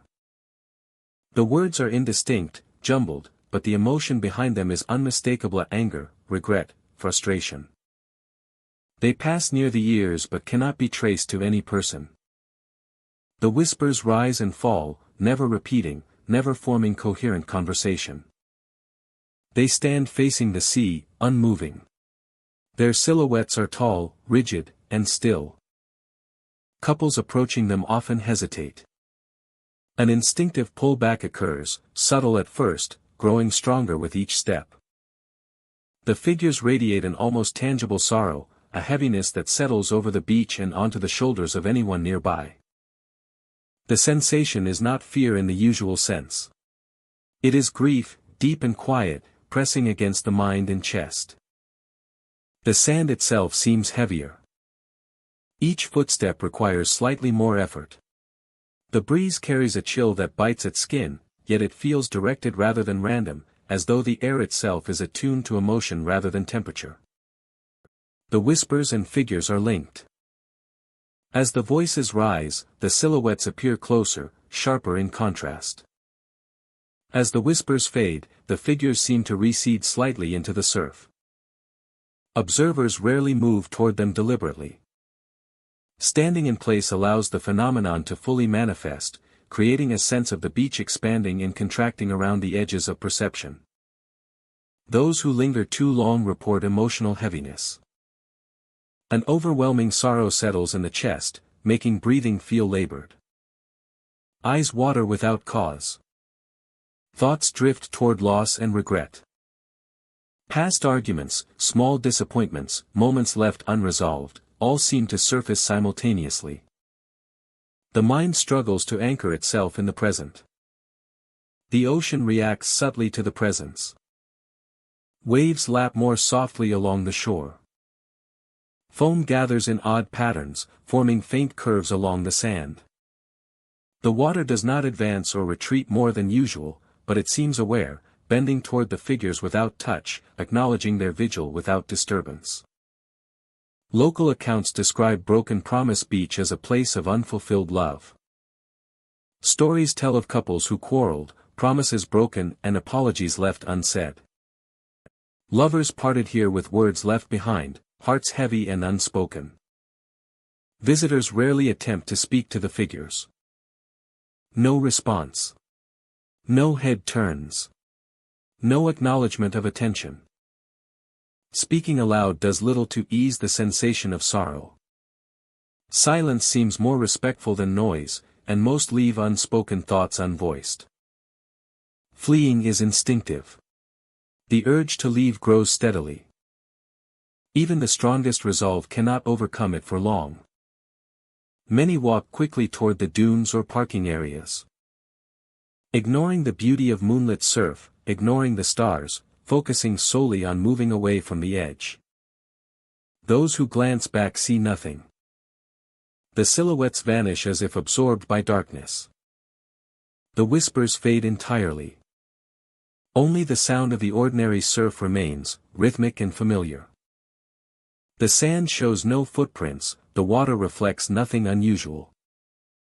The beach returns to the calm it displays in daylight, leaving only memory. Yet the experience lingers. Days later, a couple may recall the pressing sorrow, the sense of being watched, the whispers that carried no words. The emotional residue is subtle but real, surfacing unexpectedly during quiet moments, lingering like a tide beneath consciousness. Broken Promise Beach remains unchanged by daylight. Its beauty is familiar, its shoreline calm. Families visit. Sunlight warms the sand. Waves rise and fall predictably. Yet beneath that daytime serenity, the echoes of sorrow wait. When night returns, the tidal shift is emotional as well as physical. Figures reappear. Voices murmur. The beach grows heavy once more. Those who venture there at night will feel the weight of unspoken words, the pull of unresolved moments, and the undeniable presence of the past watching quietly from the surf. For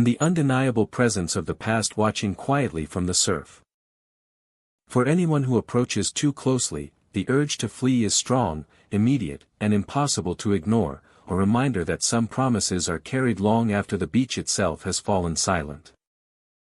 Anna Maria Island moon shadow lies along the quiet shoreline where sand meets calm water. By day, the beach is bright and inviting, bathed in sunlight. Shadows are short and predictable, stretching briefly beneath visitors as they walk. The water laps gently at the edge of the sand, reflecting clouds and sky in soft ripples. Everything appears ordinary, peaceful, and safe. When night falls, the environment changes subtly but unmistakably. The moon rises above the horizon, casting silver light across the beach.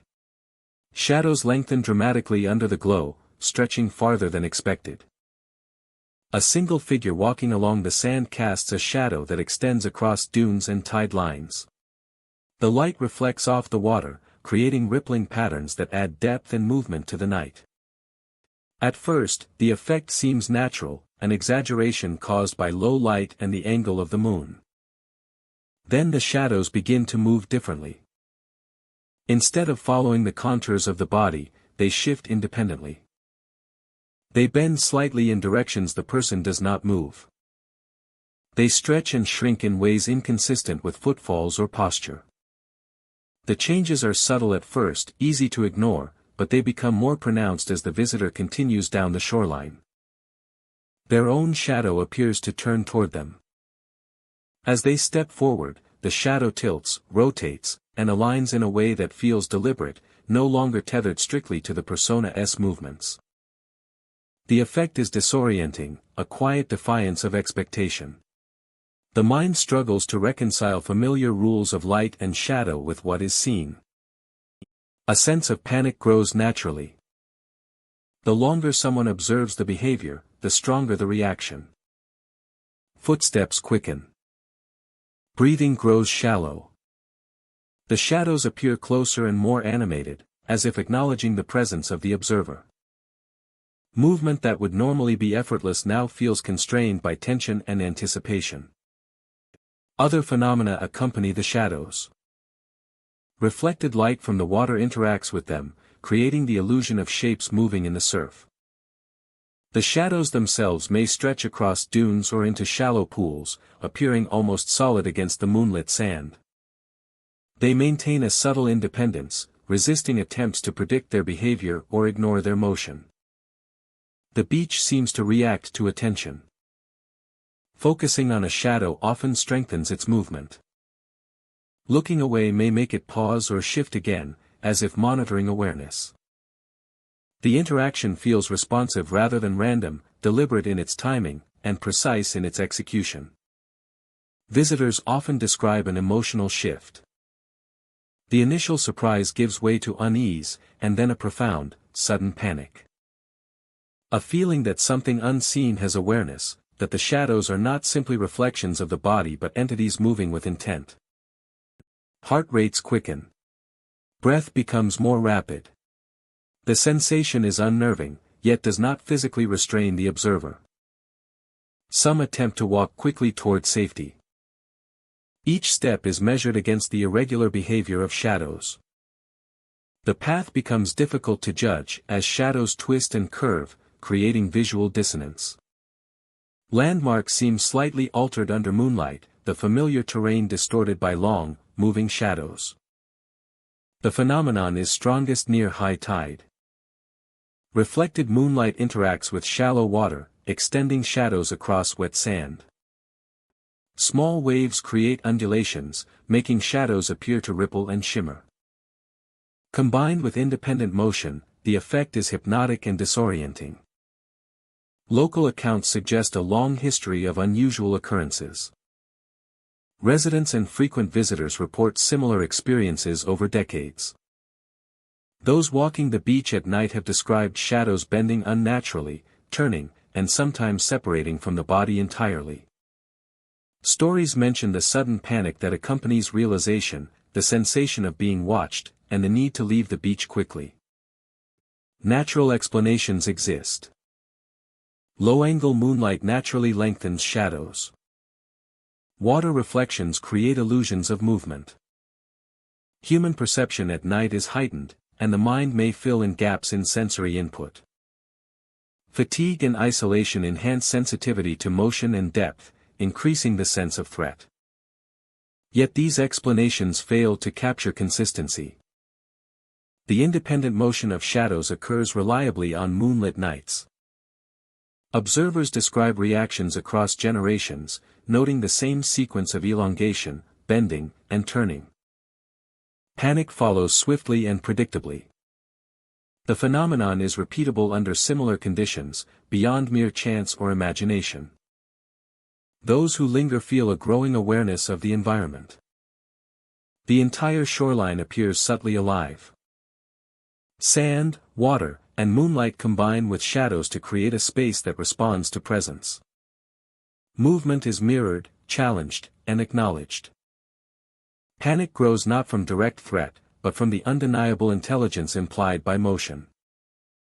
By sunrise, the beach appears ordinary again. Shadows shrink and follow normal rules. Water reflects sunlight instead of moonlight. The shoreline is familiar, unthreatening. Observers may feel the memory of the night fade, though the sense of unease lingers in thought. It does not pursue. It does not grasp. It simply exists as a place where light and presence interact differently, revealing subtle awareness in the environment. Those who experience it know the shadows are not mere reflections.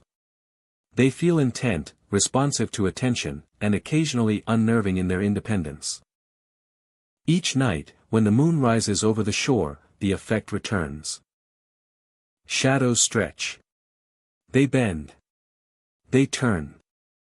Observers feel the instinctive panic that accompanies recognition. The sand and water reflect light that is both familiar and strange. For a brief time, Anna Maria Island moon shadow demonstrates that even ordinary landscapes can hold unusual rules. When the world is quiet, the moon is high, and attention is caught by movement that should not be possible.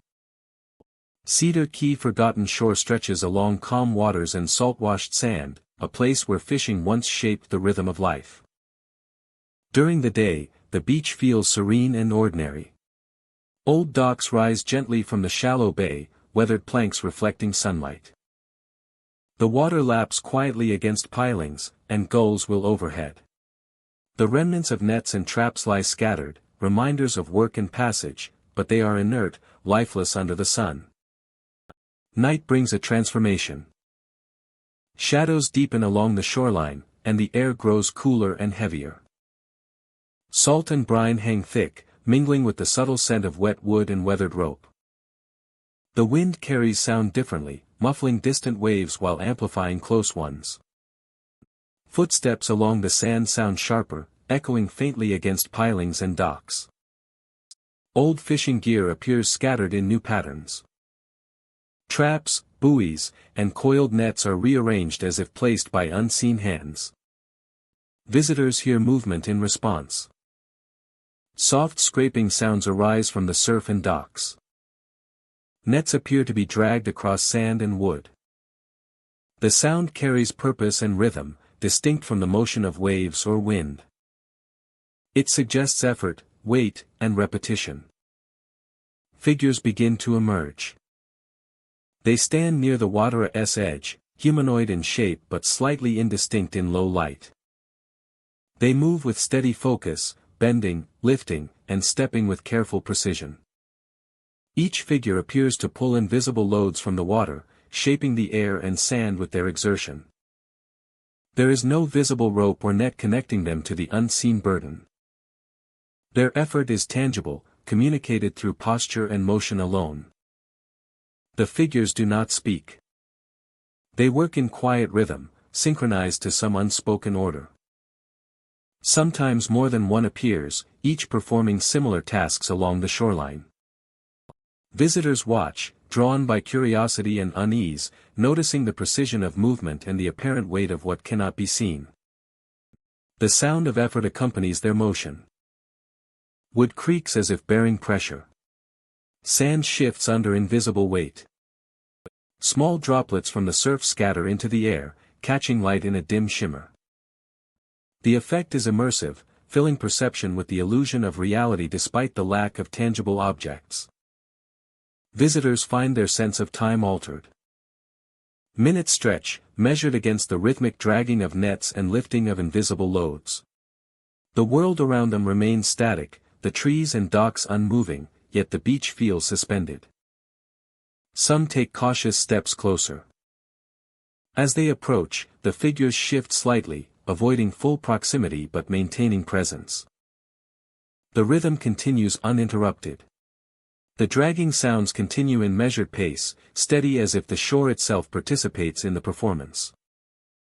The sense of being observed grows stronger, the watchers both subject and audience to the unseen labor. The interaction is subtle. No hands touch visitors. No direct action is taken. The figures maintain their silent work while awareness of them presses quietly on anyone standing nearby. Observers feel the weight of presence, a careful balance of attention and distance, never threatening but always exacting. As night deepens, the shoreline becomes more vivid. The glint of moonlight on wet planks, the shimmer of surf, and the movement of figures create a layered tableau. The glint of moonlight on wet planks, the shimmer of surf, and the movement of figures create a layered tableau. The scene feels alive, yet empty. There is work being performed without material evidence, effort without visible burden, rhythm without sound beyond the natural accompaniment of water and sand. Dawn signals an abrupt change. The figures vanish suddenly, as if pulled back into the unseen. Nets stop moving. Traps and buoys lie as they did before nightfall, scattered yet inert. The dragging sounds vanish. The beach returns to stillness, carrying only the memory of motion and exertion. Visitors emerge from the shore altered.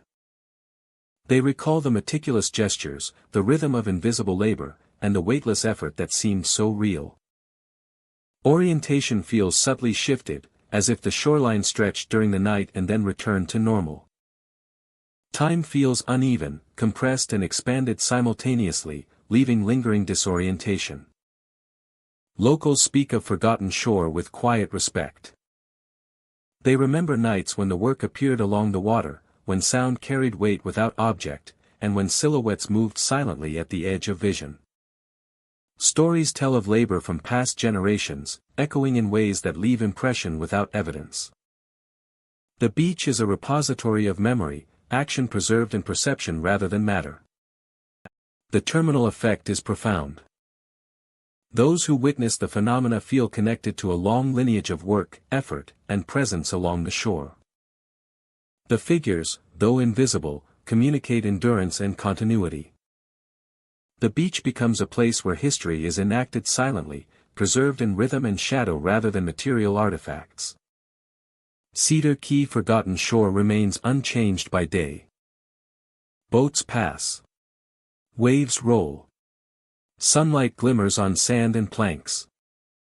Yet the night retains the secret choreography, the whispered memory of work and the echo of figures pulling burdens that cannot be touched. For those who walk the shore at night, the experience is immersive.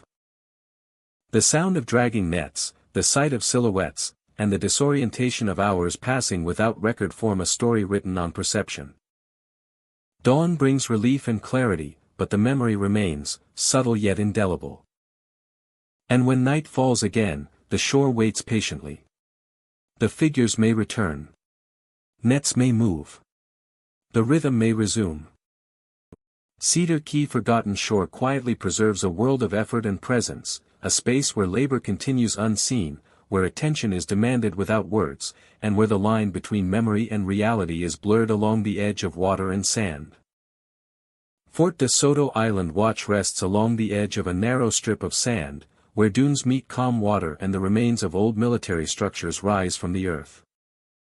By day, the fort appears quiet and weathered, walls worn by sun and salt, remnants of history scattered across the beach. Visitors hear only the rush of waves and the cries of gulls. The place feels open, peaceful, a reminder of time past. As evening falls, the atmosphere changes. Shadows lengthen along the sand and across the fort walls. The air cools quickly, carrying the faint scent of salt and damp earth. The stillness feels deliberate, like a space held in preparation rather than abandonment. Marching footsteps echo along the sand, rhythmic and measured. Lantern lights appear next. Glowing points of amber drift along the perimeter of the fort, low above the sand. They move in formation, advancing in straight lines or turning corners with military precision. The lights illuminate small patches of sand and grass briefly, then pass into darkness again. Observers feel as though the island itself is alive with organized motion, the lights guiding attention without revealing the carriers. Soft voices join the rhythm. Commands rise from the beach and fort grounds, low and deliberate, directed but not harsh. The tone is measured, audible only enough to punctuate the marching, forming patterns rather than clear conversation. They repeat at intervals, overlaying the sound of boots and wind without disturbing the overall quiet. The combination of steps, lights, and commands produces a surreal effect. The beach feels simultaneously expansive and contained. Movement is precise and deliberate. The footsteps advance along well-defined paths, around dunes and between the old fort walls, sometimes pausing briefly before resuming. The lanterns mirror these motions, turning corners and following routes invisible to the eye. Every repetition aligns with the next, creating the sense of a formation maintaining itself. The motion occurs within perception rather than reality, filling the senses with form and sound where none should exist. Those who watch feel an awareness beyond sight. The rhythm and light command attention, drawing the observer's focus to the paths of marching and the spaces between walls. Silence elsewhere becomes deeper, emphasizing the presence of motion without physical manifestation. It is as if the fort and beach themselves enforce attention, guiding perception toward the cadence. The echoes reach farther than sound alone should allow. Local history explains some of the sensations. Commands repeat with subtle variation. Fort de Soto once served as a coastal defense installation, staffed by soldiers, maintaining routine patrols and drills. Lanterns guided men across the grounds at night. Commands kept formations precise, and hours of repetition created patterns both physical and mental. Long after the fort ceased active operations, the memory of those routines lingered in the environment. Many believe the phenomena reflect those echoes. The footsteps may be impressions left behind by constant movement. Lanterns may represent remembered positions, lingering in perception rather than reality. Commands repeat as if time has stored the cadence and plays it back nightly for anyone attentive enough to hear. The experience intensifies near midnight. Footsteps increase in clarity and frequency, moving in multiple directions along the beach and fort walls. Lanterns appear in greater numbers, shifting to mark the outer edges of dunes and the old barracks.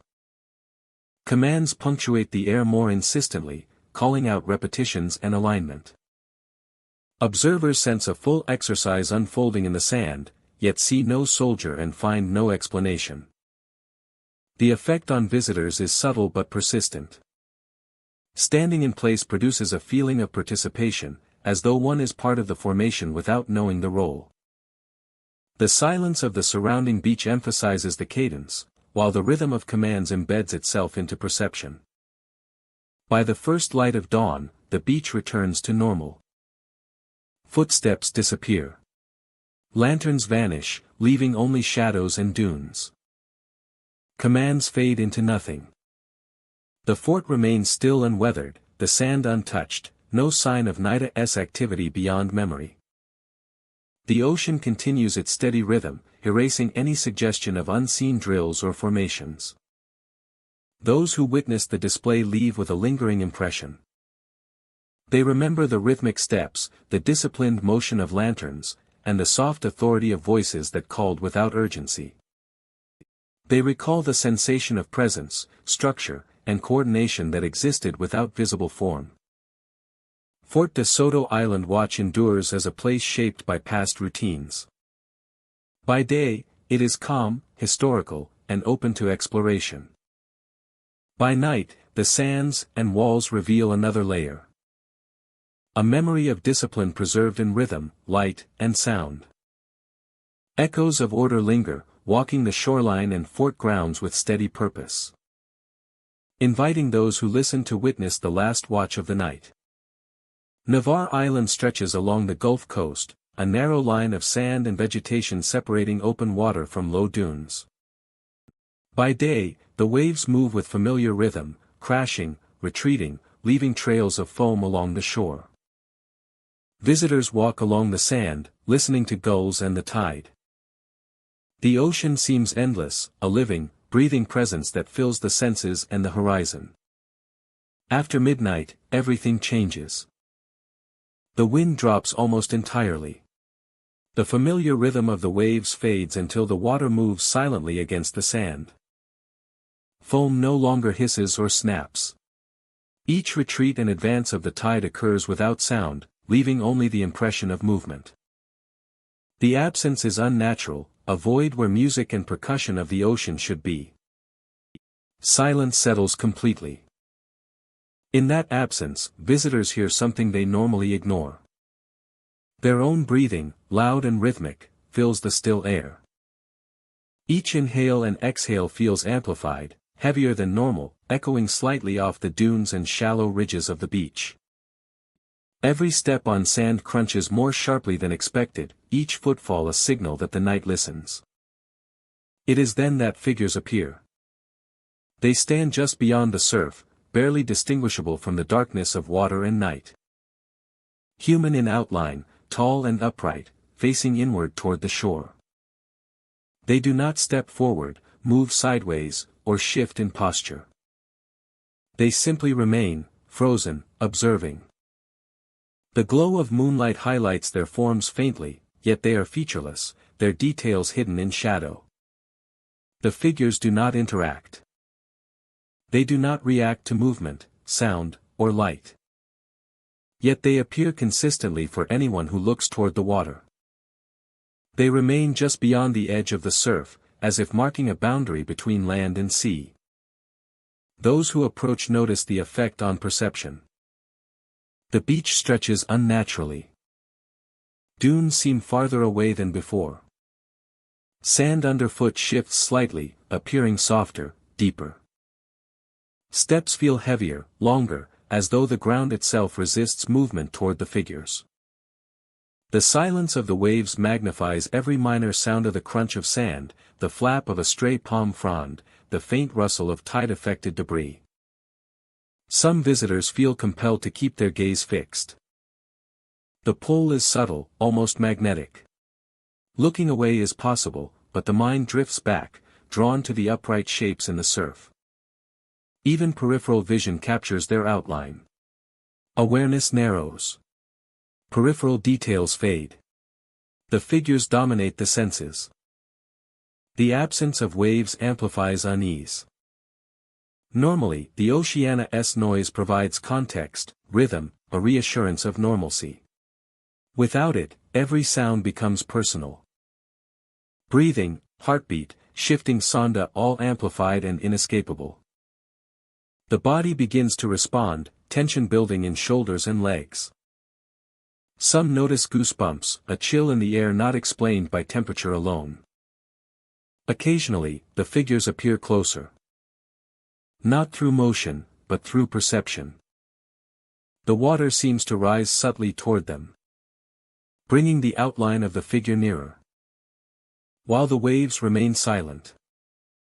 Each step toward the surf emphasizes the stillness of the figure. Approach is impossible to gauge accurately. Distances distort, creating the impression of near and far simultaneously. Some describe the moment as being watched rather than observed. The figures do not blink, breathe visibly, or shift their stance. Yet visitors feel the weight of attention. It is not threatening, not aggressive. It is patient, deliberate. The beach itself seems to reinforce their presence, heightening awareness of the stillness, the silence, and the isolation. No movement occurs. No tides break the pattern.